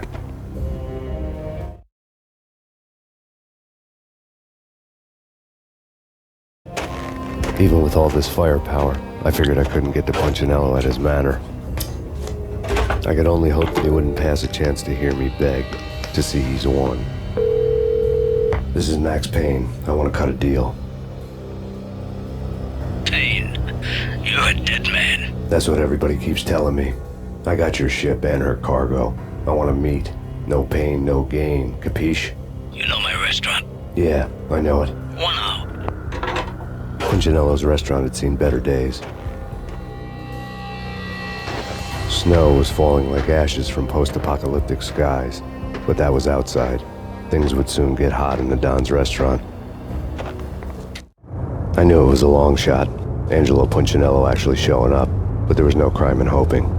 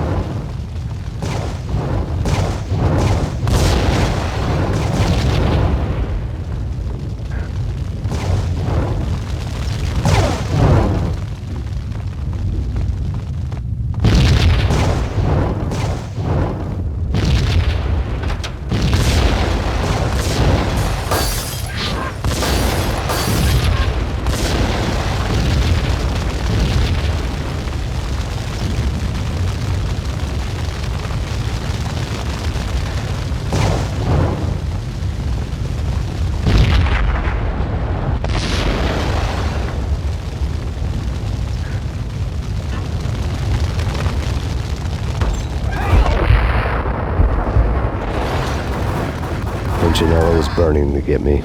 The feeling was mutual. He was trying to put out my flames with gasoline.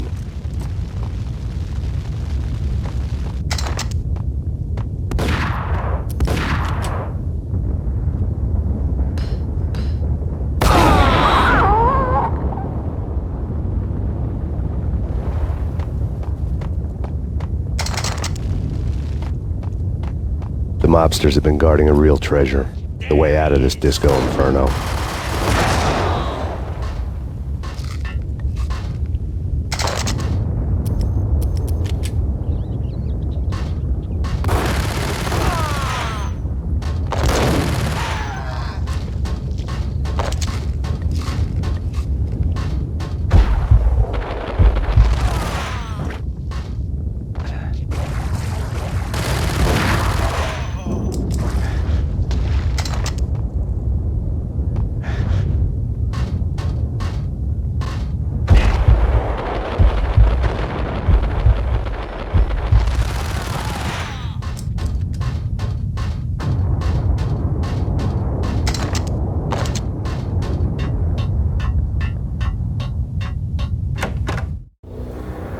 Vlad had seen my smoke signals.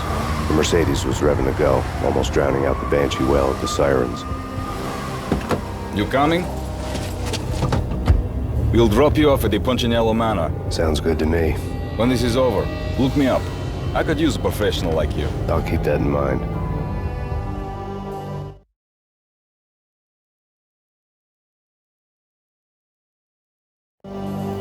The night groaned with cold. The garden lights flickered nervously. In their light, the falling snow was dead white before the darkness ate it up. I had heard the stories. The trio were mad dogs. They'd have hung the heads of their enemies over the manor gates if the capo had only let them. Punchinello wanted Payne.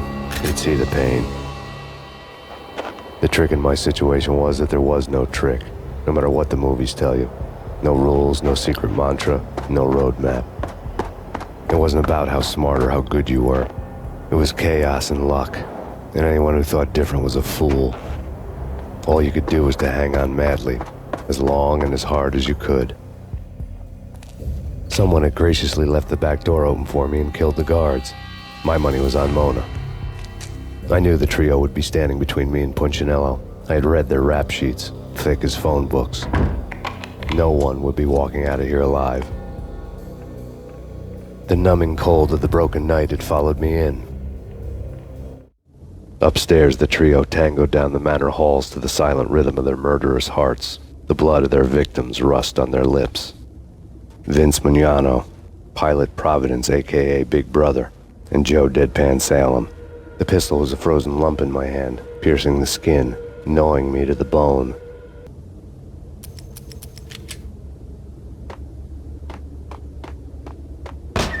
In death, the thug had been promoted to messenger. Someone hadn't enjoyed the Don's hospitality. Someone with a flair for the dramatic. Someone who had let herself out of a locked cell and past a couple of armed guards. My thoughts were on Mona again. I could only hope she was a good enough gambler to walk away while she was still winning, before she'd run into the trio.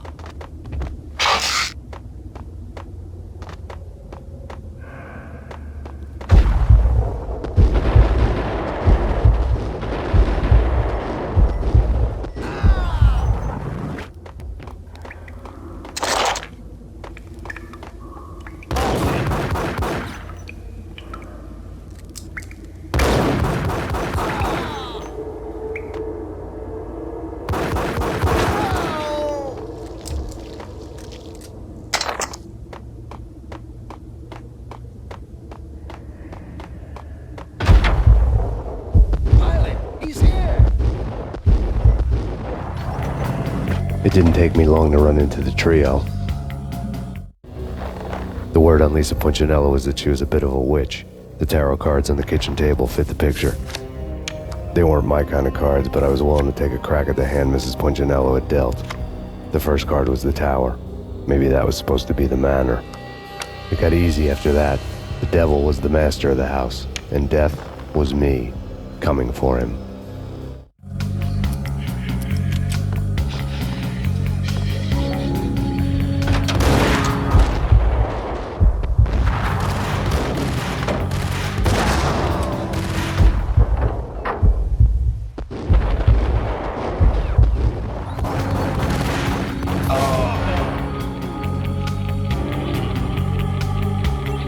One down, two to go.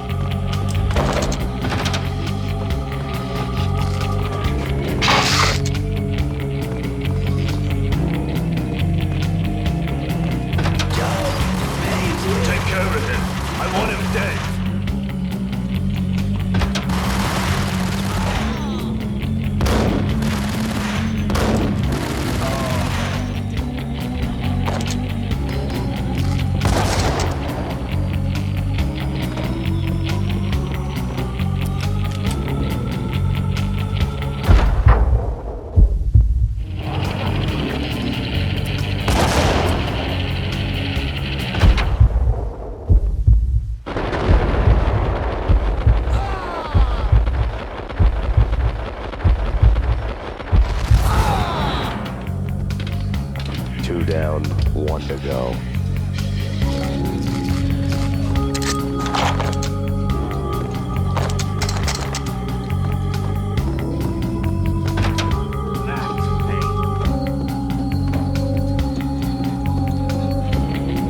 Don't stop at him! This will. Stop it. They come.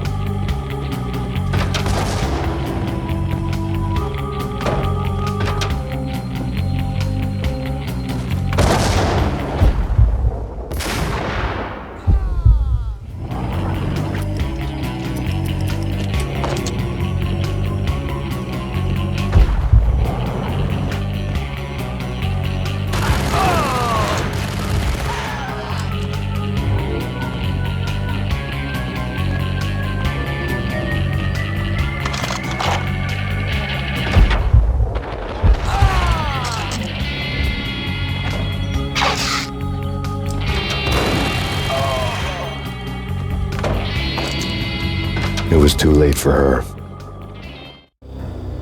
You're a real angel, Max. I couldn't tell whether it was Mona or her sister. The body was a mess. The sick bastard had really gotten a kick out of it. Seeing her lying there got me thinking about another woman's body on another bed. Got me thinking about a fallen cradle.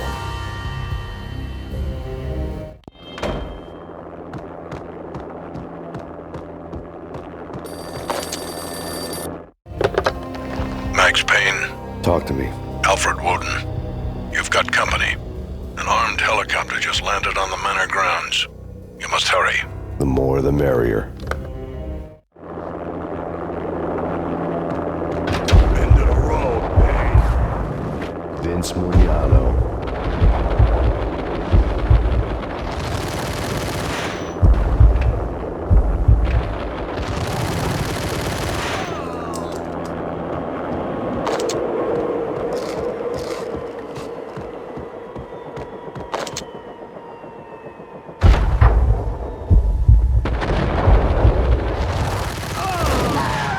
Punchinello's trio was done for.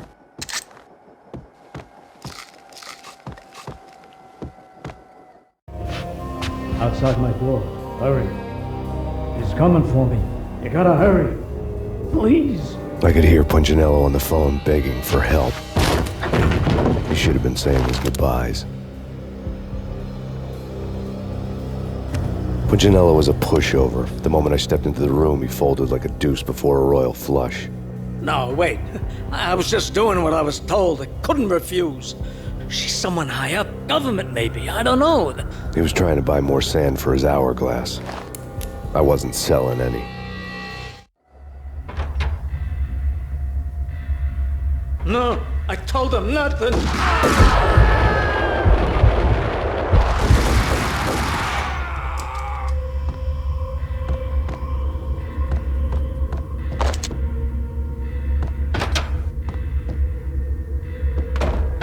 Drop it. Don't move. Game over, Max Payne. I could tell when I was outgunned. It was time to take another beating. The mystery witch was a real barracuda. Trouble on dagger heels, a smoking assault rifle in her hand, and an army of killer suits behind her. How sweet. I get to kill two birds with one stone. Sooner or later, it was going to catch up with you. Mr. Payne, it's time to show you the benefits of my brew. Be a good boy now. You'd find that Lady Luck was really a hooker. You were fresh out of cash.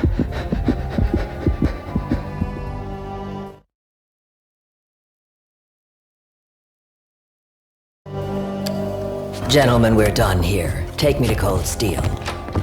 She had just given me an OD of Valkyr. I could feel green fire eating my brains. They turned to steam. They did a fade on me. I'd never had a chance. The witch had got me just as sure as if she put a gun to my head and pulled the trigger. The shadows rushed me, bruised mugshot faces hungry for revenge. They knew my weak spots and closed in for the kill. The floor turned into a vortex of green blood.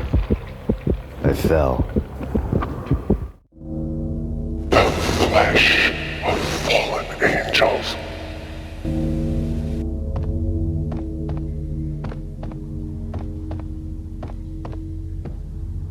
Who's there? Max? Max, is that you? Max? Where are you, Max? Please. No, please, Max, no. I'm sorry. Please don't, Max, no.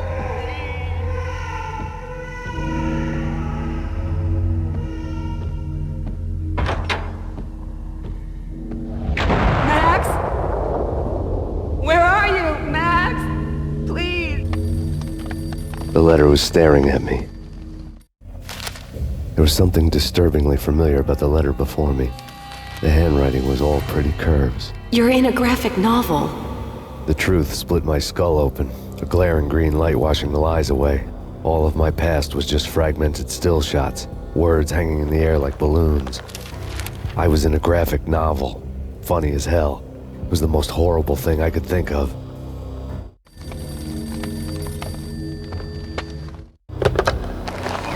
shiny stuff, and dreams are made of stooped necromancers. He sings like a banana wrist, having strayed too close to the constellations on their shaved skulls. There was a bad line in a prank call. Someone spouting insane babble. I couldn't make sense of it. But I had an overwhelming sense of deja vu, and the caller's voice sounded oddly familiar.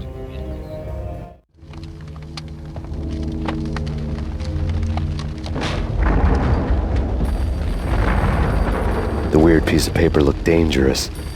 There was something disturbingly familiar about the letter before me. The handwriting was all pretty curves. You're in a computer game, Max. The truth was a burning green crack through my brain, weapon statistics hanging in the air, glimpsed out of the corner of my eye, endless repetition of the act of shooting, time slowing down to show off my moves, the paranoid feel of someone controlling my every step. I was in a computer game. Funny as hell, it was the most horrible thing I could think of.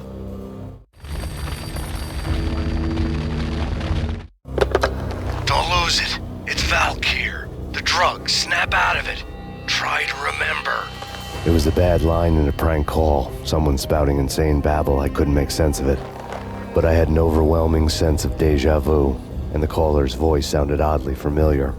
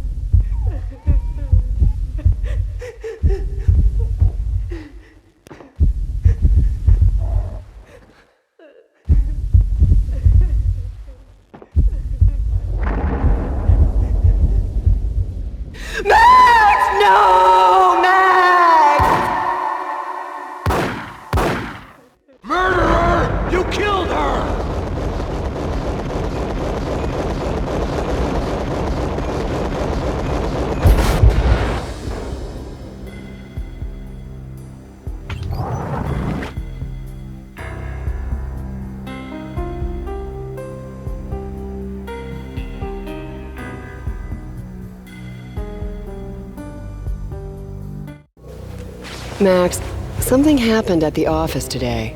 A strange memo. Something about Vikings. Honey, I gotta run. You can tell me all about it this evening. Have a nice day, darling. The bullet holes were rubies on her chest, blood glowing on her ivory skin. She was so beautiful. The killer was smiling. The flesh of fallen angels.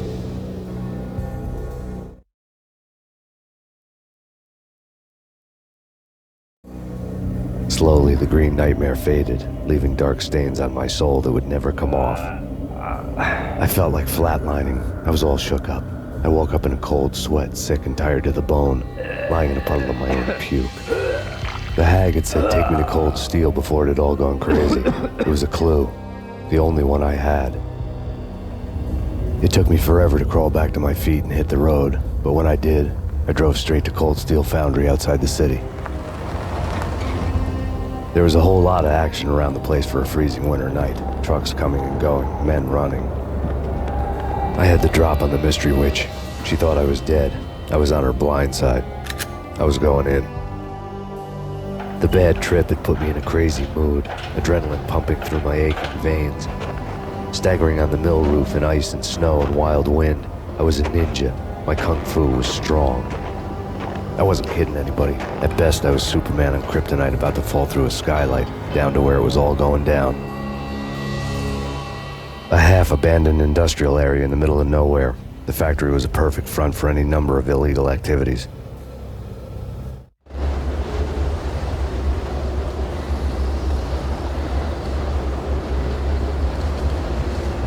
In the belly of the plant, molten metal boiled and bubbled like a witch's brew.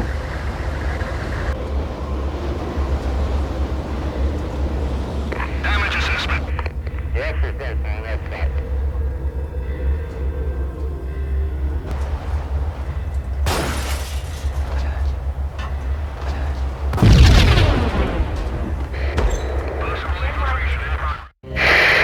Life-threatening weather conditions. A record-breaking killer storm. In the city's history, vehicles stuck in snow. Heavy snowfall. Forecast shows severe weather is expected to continue. Out in the night, snow fell like confetti over the Devil's Parade. The storm was anything but over.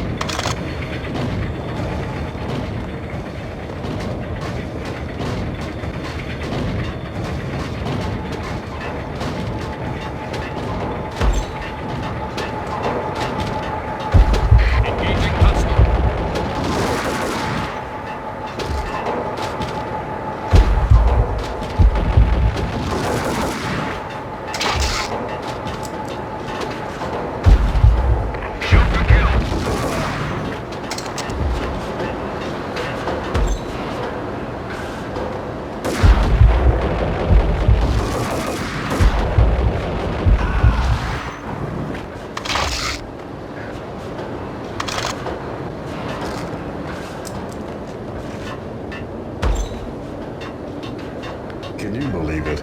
I bet they sleep with their rifles.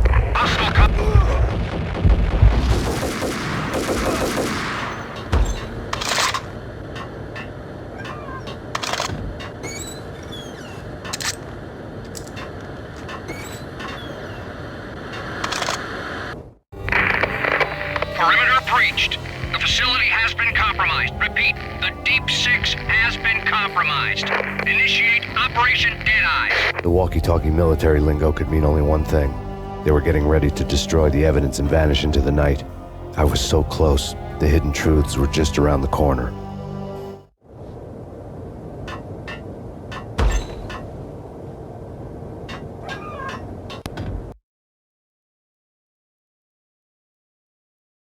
Casualty status.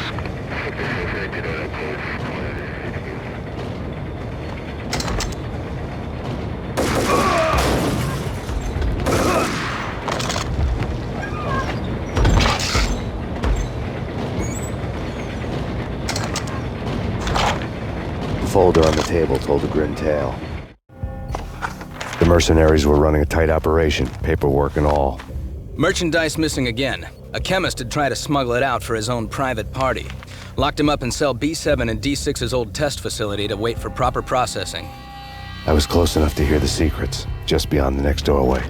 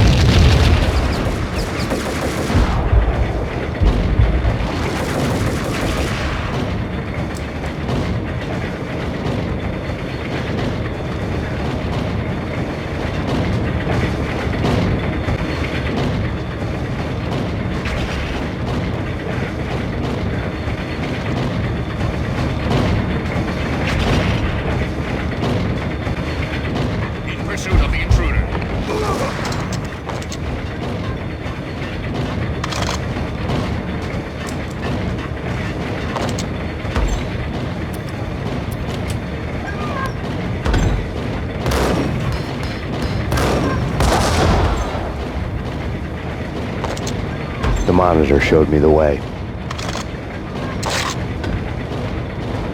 Processing diagrams filled the control room screens, all but one. An elevator titled D6 on one of the screens, somewhere onwards, past rows of ovens, in the core of the plant.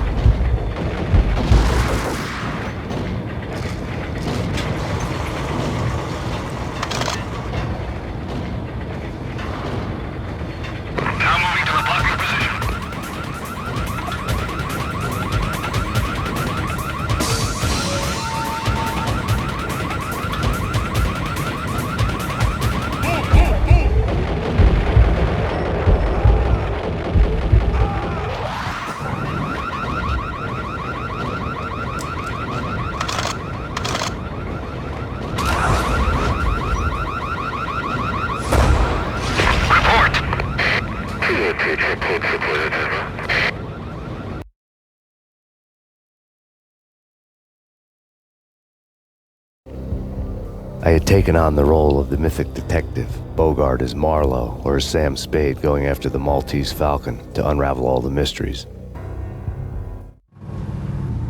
Following a path of clues to that final revelation, even if it would take me down to the cold, cavernous depths of a grave. You can't do this! My men are still inside! Do you have any idea why this is called Operation Deadeyes?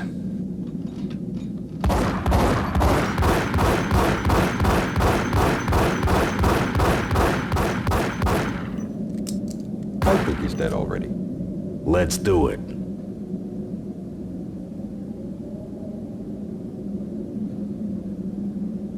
Attention all personnel. The self-destruction sequence has been initiated.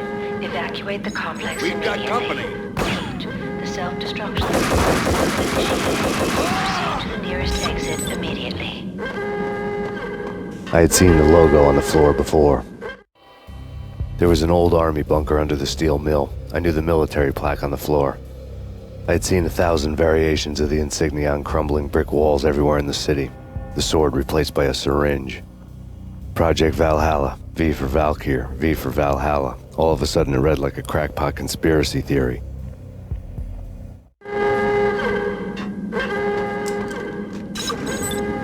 Abort! Abort! The self-destruction sequence has been initiated! Get the hell out of here! The place is gonna blow!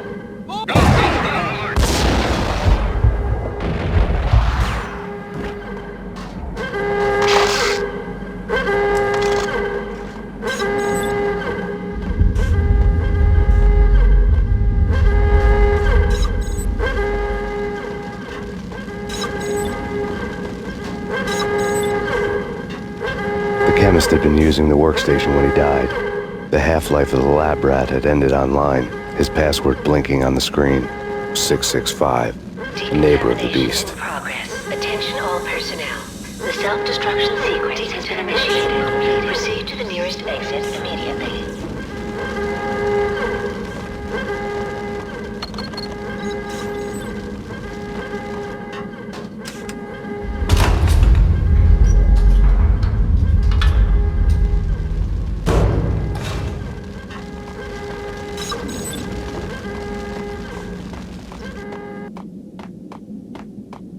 In here! Hey! Get me out of here! I'm innocent! There! Let me out! Thanks! I thought I was gonna die in there for sure. I need you to get me through the decontamination chamber airlock. You're crazy! No way! The place is blowing up, for Christ's sakes! Either that or back to the cell. Your choice. Okay, I'll do it! I'll do it!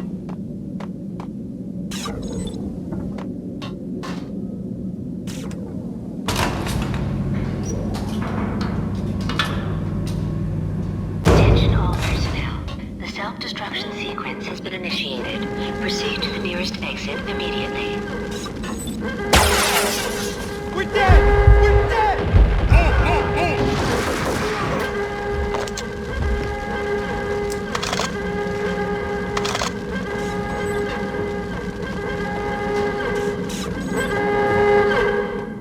Get in! I'll punch you through. In progress. Bad. Decontamination.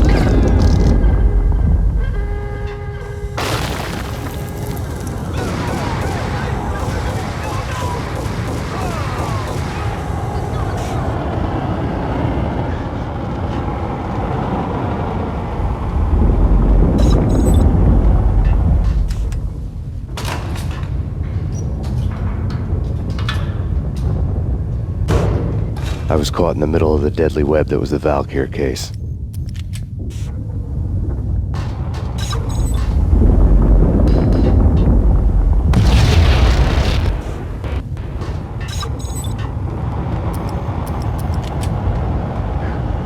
One of the lab terminals had the project logo on the screen. Top secret. Project Valhalla. U.S. Army. Yggdrasil Network. Valhalla.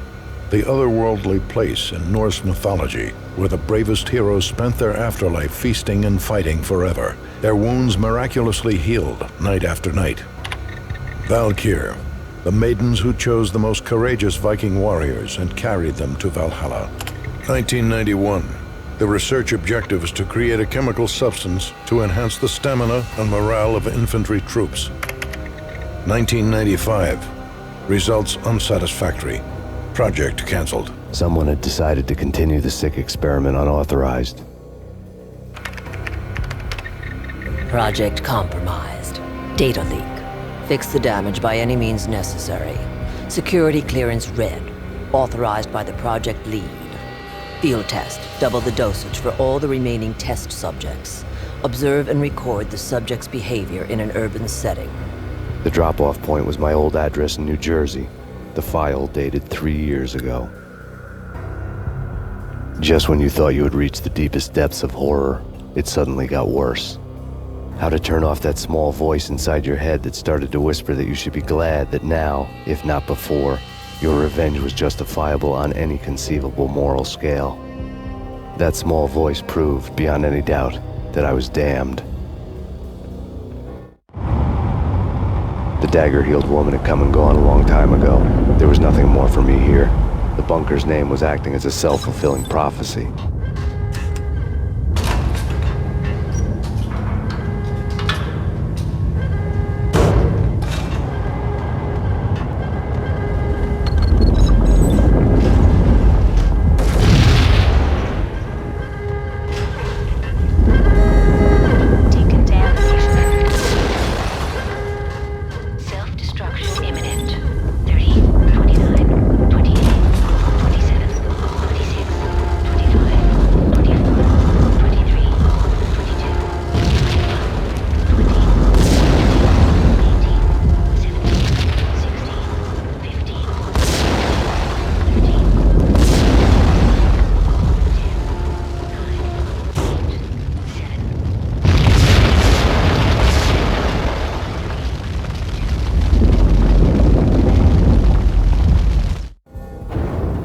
piece together a jigsaw, and the final picture is you finishing that same puzzle. A mad, green-eyed killer standing behind you. An urban legend come true. The Project Valhalla test subjects had been the mad junkies who had murdered my loved ones. The rest was simple body count math. It all pointed to her. Ms. Valkyr. The factory went up in a fiery inferno behind me. All my leads were dead, turned to smoke and dust. I'd lost my way. I hadn't slept in a million years.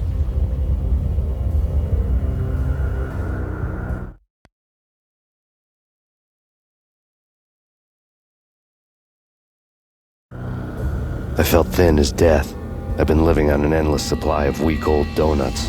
They were fuel for this crazy furnace inside my head. I couldn't remember when I had last seen the sun. I was on a permanent graveyard shift. When the darkness fell, New York City became something else, any old Sinatra song notwithstanding. Bad things happened in the night, on the streets of that other city, Noir York City. I was in an all-night diner, downing cup after cup of coffee that tasted like engine oil, when a new message from BB got me back on the killer track. What the hell happened at Roscoe Street? Maxie, I'm going out on a limb here. We need to talk this through, come up with a plan. 2:30 a.m., the Choir Communications Garage. The more I thought about Alex's murder and the frame-up, the more it felt like an inside job. I should have seen it coming. BB had sold me out, and now he wanted to finish what he'd started. The garage was dead. BB showed up in his tailor-made suit, gold watch, and cufflinks to match, all way beyond a cop's pay. Maxie. Oozing suave charm, he was guilty as hell. What the hell does BB stand for anyway? Backstabbing bastard? Come on, don't be like that. Have a cigar. I don't smoke. Maxie, you have no idea how big this is. It's huge. You have no idea. I think I do. You're a bribe-taking bent cop who sold out his partner. Those mobsters in the subway were a dead giveaway. Hard to miss. Bet it was exactly like this with Alex. Up close and personal. You can't win this one, Max. No, but I can make damn sure none of you do either. BB turned out to be another cardboard cutout bad guy.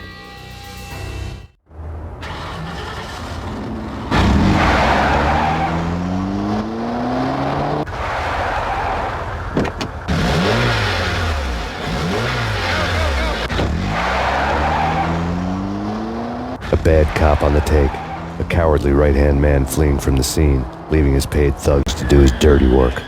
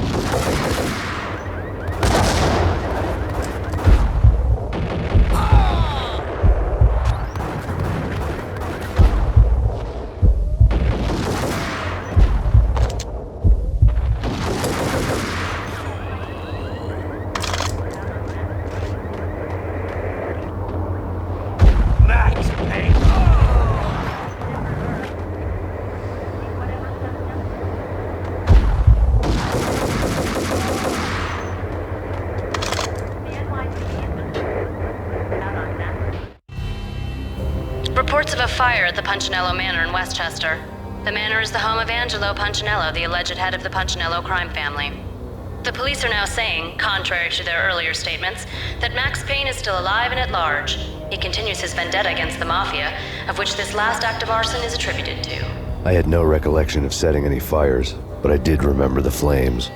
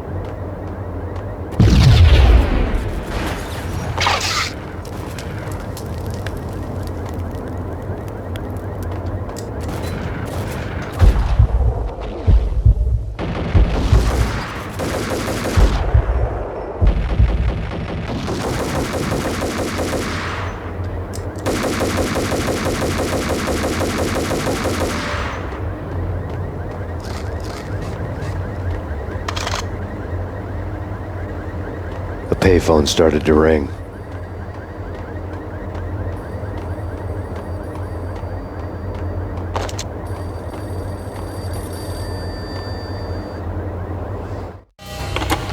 Yeah. Max Payne? Whatever does it for you. This is Alfred Woden. I can give you the name of your enemy. Come to the Asgard building presently. We are expecting you.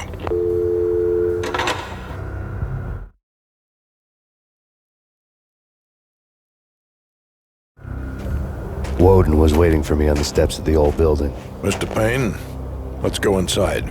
The others are anxious to begin. The others? Despite the general misconception, this building actually predates the City Hall by 2 years, thus being the oldest municipal building still in use here at the foot of the Brooklyn Bridge. No kidding. The old man played tour guide as he led me through a dark domed hall. The answers I was after loomed large ahead. Mr. Payne, I would like to introduce you to my colleagues in what we call the Inner Circle. You've been watching too much X-Files. You have seen the files on Project Valhalla. We can fill the gaps, provide you with the information missing from those files. We were all involved in the early stages of the project during the Gulf War. What's the catch? We would very much like to blow this thing wide open, but our hands are tied. Her name is Nicole Horn. She was the key figure in Project Valhalla. When the funding was discontinued, she simply refused to quit. She knew exactly what she had in her hands. Nicole Horn is the president of Acer Corporation. She has more than half the city in her pocket. This must be kept under wraps. If you try to go public with this, we will deny any knowledge. We need you to take her out. Afterwards, we can protect you. Make all the charges go away. That was the cue for the killer suits to kick in the doors and swarm inside.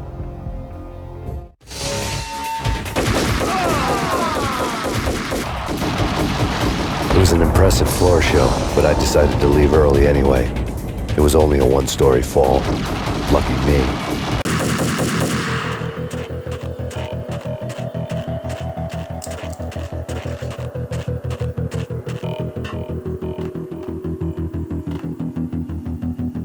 Acknowledged.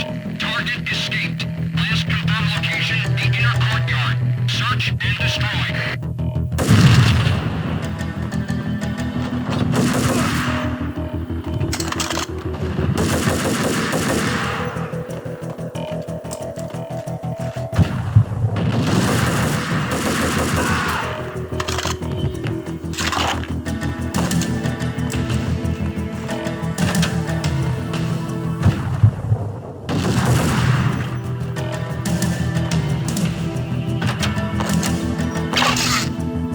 One of the monitors showed what was left of the inner circle. On screen, the so-called corpse of Alfred Woden stood up, miraculously waking from his dirt nap, looking smug among his dead pals. In the land of the blind, the one-eyed man is king. I didn't know how he'd pulled it off, but it was a pretty slick way to get out of all his promises. Most of what he had said fit too well to be a load of crap.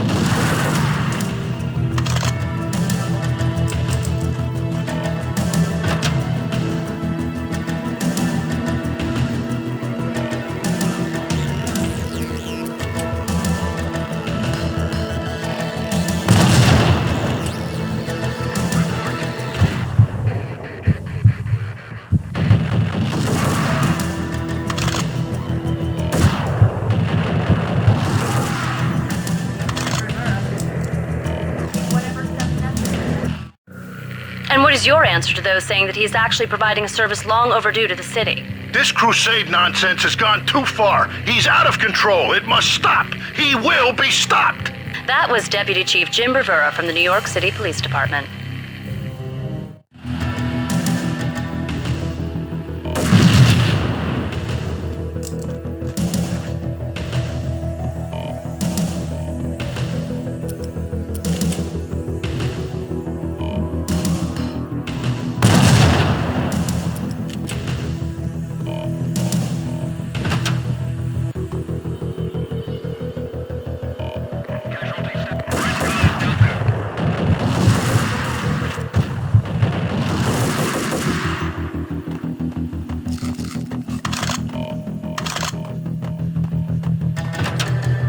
A videotape lay on the desk.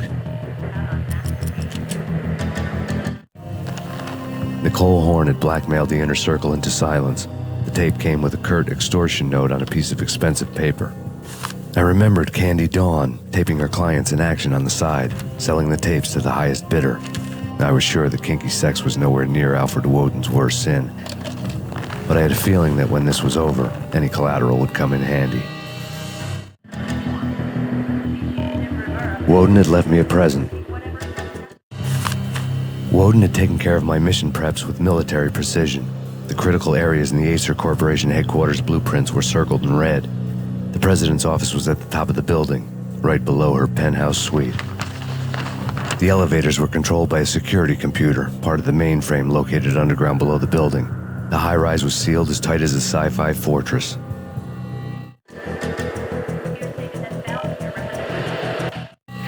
Nothing seems to stop Acer Corporation's phenomenal victory march. Incredibly, the stocks are still rocketing. Worried experts already see a danger in the company's success. Some have gone as far as to say that Acer Corporation is about to become an even bigger monopoly than Microsoft ever was.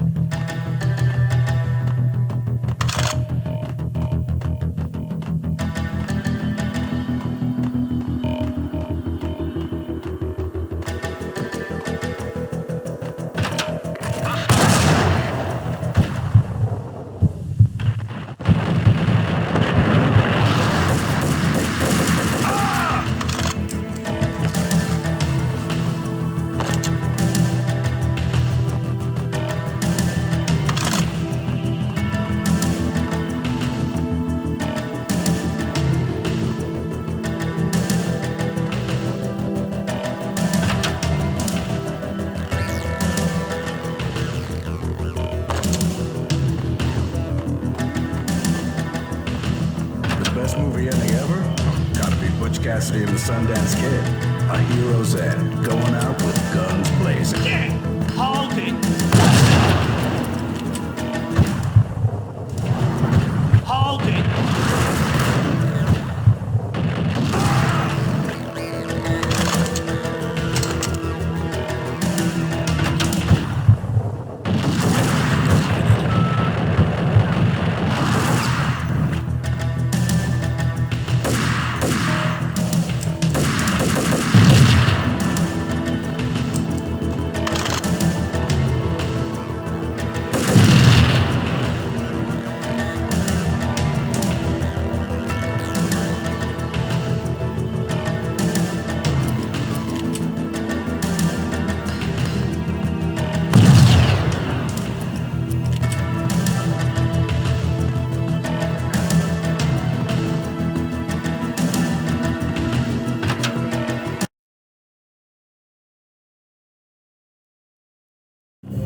I had dreamed of revenge.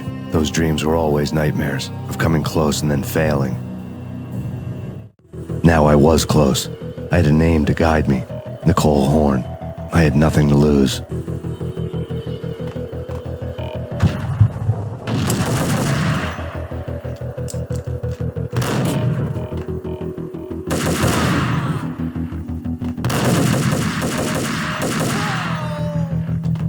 The Inner Circle had quite a track record. Project Valhalla had not been the only thing the Inner Circle had been involved in. There were rows of cabinets full of files. The Serpentine Secret Society went back a long way, always pulling strings from the shadows. I couldn't say I was sorry. Woden's move in some Byzantine power game had cut the Circle's membership roster to 1. The old man wanted me on cleanup duty. It was my mess, too.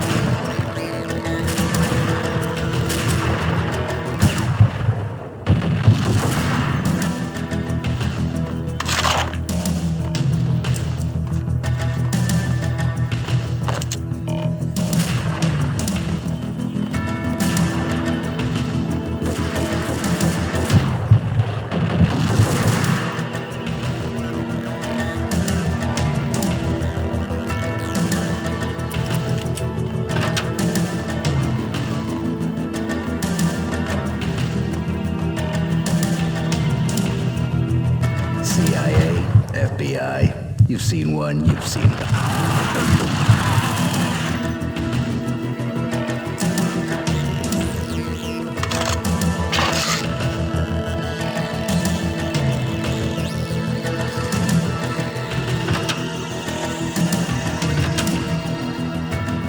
Take him down. Shoot to kill. Let's finish this.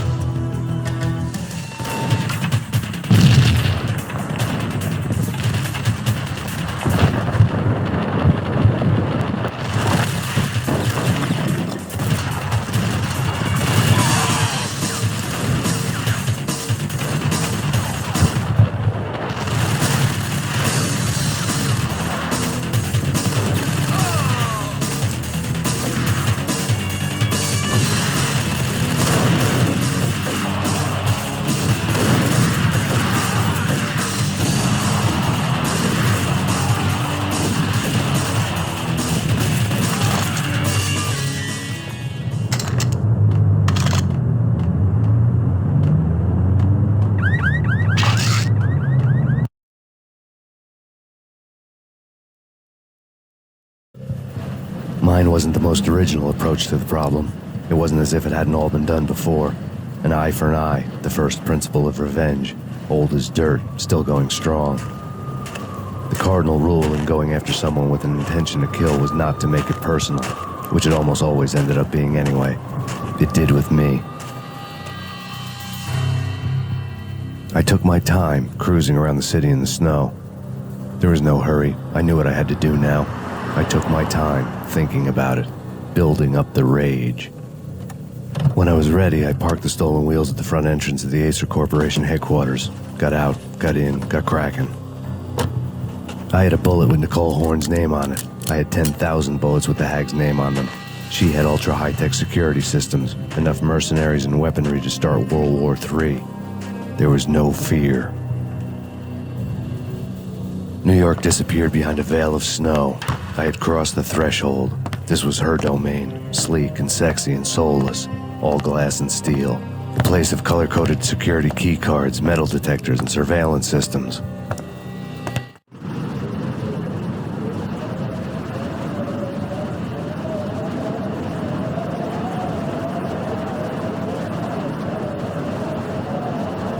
Colder than a walk-in fridge. Cold as a gun.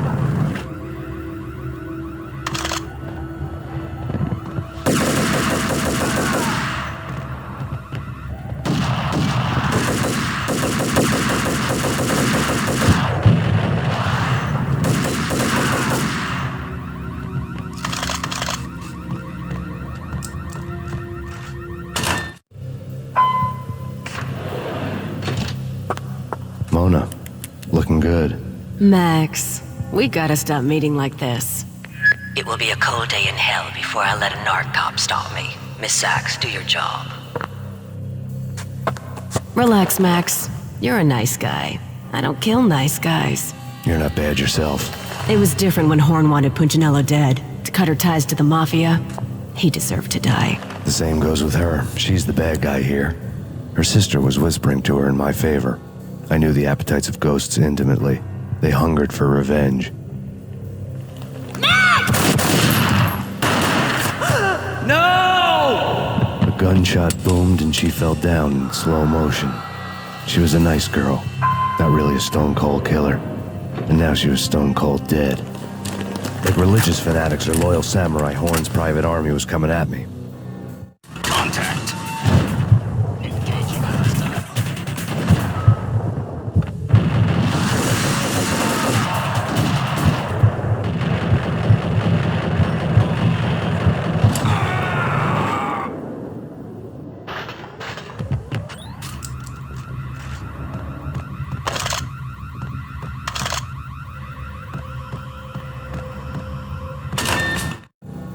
When the elevator came back down, Mona was gone. There was a lot of blood, but no body. Something clicked for the final time. My mind had never been so clear, as if somewhere high above the storm clouds were already gone, cold stars blazing from the black skies.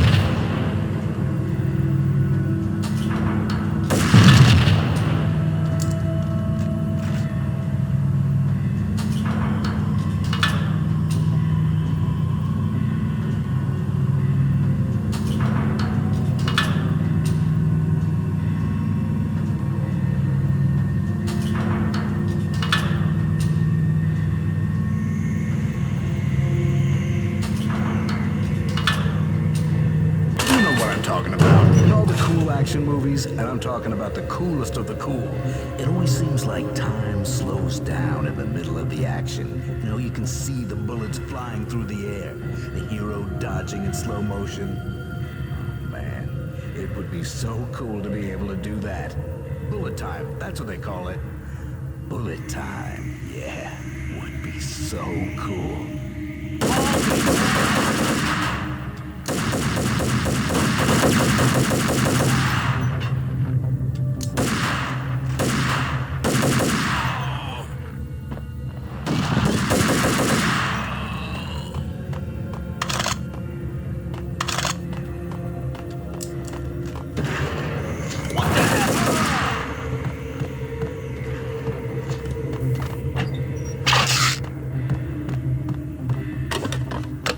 I had elevator access to the mainframe. From there, I'd be able to override the security locks and get to her office.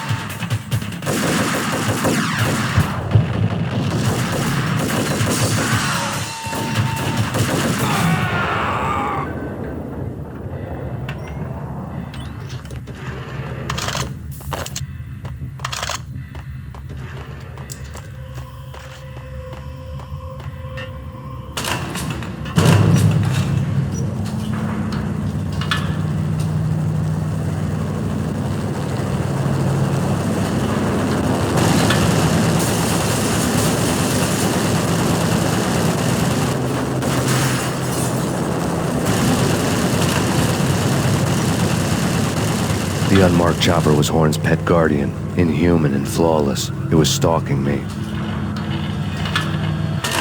Stereotyped. I'm not a cold-blooded killer. I'm a nice guy. I love my wife. I have 2 boys I'm very proud of. You just have to make the ends meet. And if that means I have to shoot someone now and then, hey, it's just my job from 9 to 5. Well, not quite from 9 to 5. What the hell?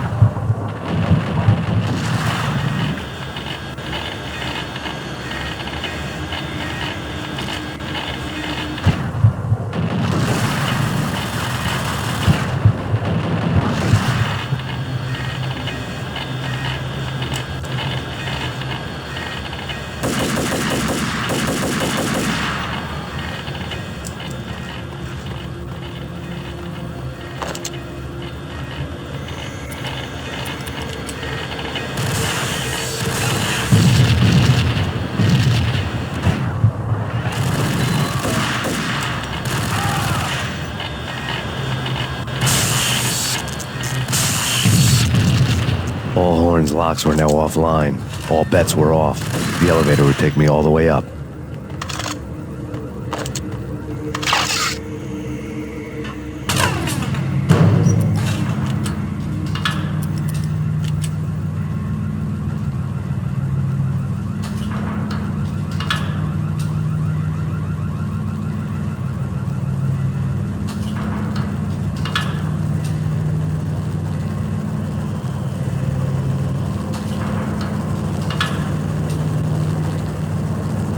Seen from this height, the night seemed to stretch on to eternity. A hint of desperation had crept into the snowstorm, as if it was trying to get it all out before the end.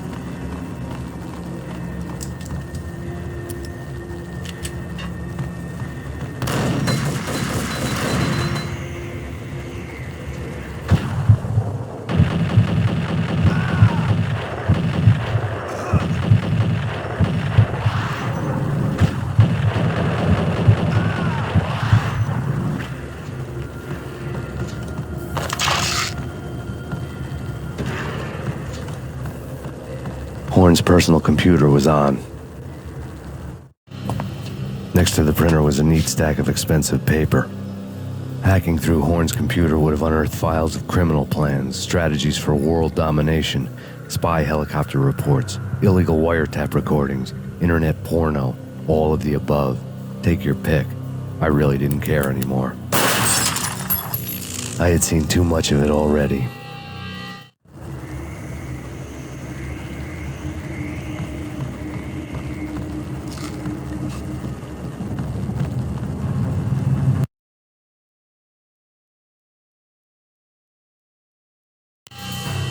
Valkyr had been meant to be a white-winged maiden that would lift you to a warrior's heaven, but it turned out to be a one-way demon ride to hell.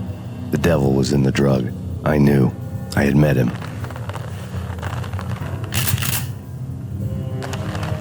And now I was gonna kill her, the queen of the underworld who had tried to lift herself a bit closer to heaven with her drug money. No begging, no bribes. She knew better. Honor among killers. We who were about to die. Both of us knew how this would end, in pain and suffering. All this because your wife stuck her nose into things that were none of her business. The cops were coming to take me away. The sirens were like a bad conscience I couldn't shake. It's ridiculous you've made it this far. You won't be alive when they get here. Stop him!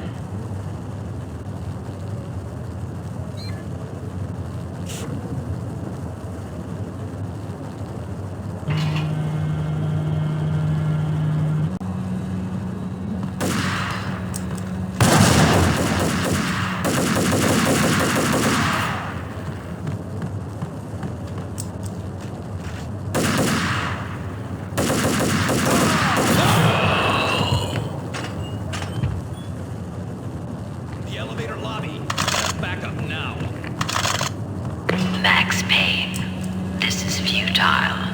A waste of time. The deaths of your wife and daughter were necessary. Inevitable. It is done.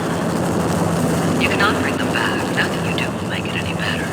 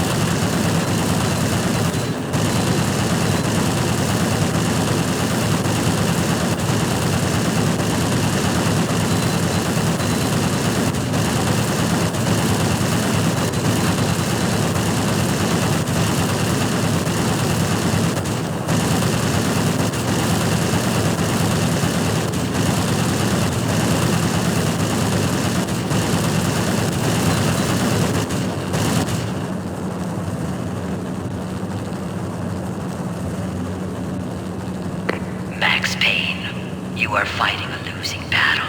You cannot survive this. You will die. Stop fighting. Make it easy for yourself. Accept your fate. You will die here.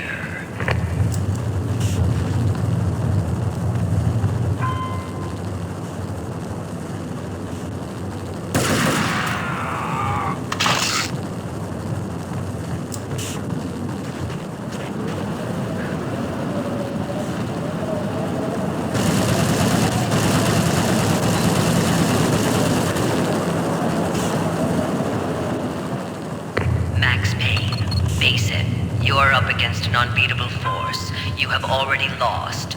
You have lost. Only death will set you free from your pain. Accept it. Surrender. Give up.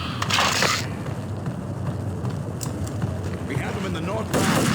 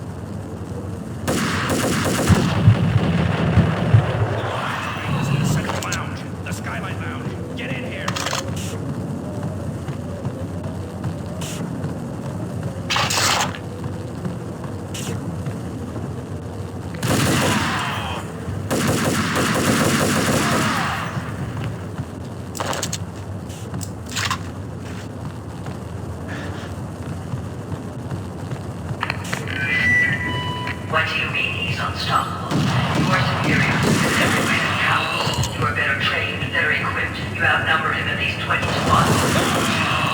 Your job.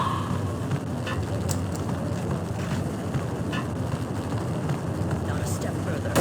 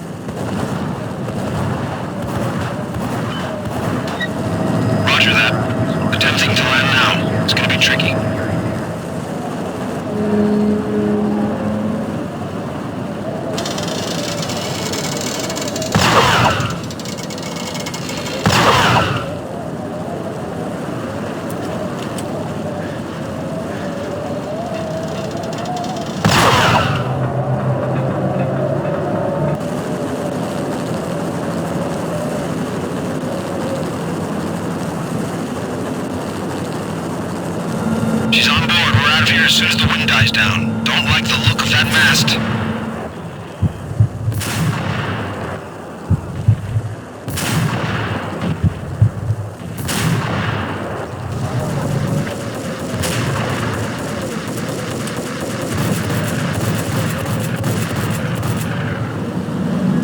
Lift off in 1 minute.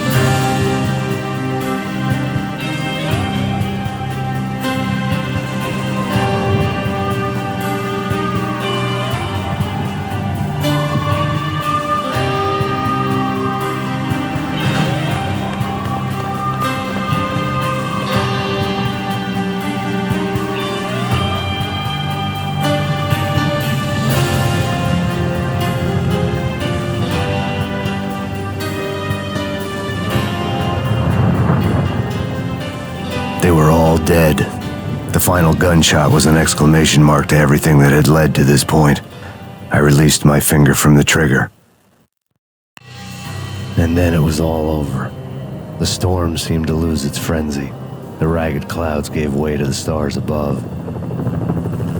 Max Payne, this is Deputy Chief Jim Bravura from the NYPD. We've got the building surrounded. Throw down your weapons and lie down with your hands behind your head. A bit closer to heaven.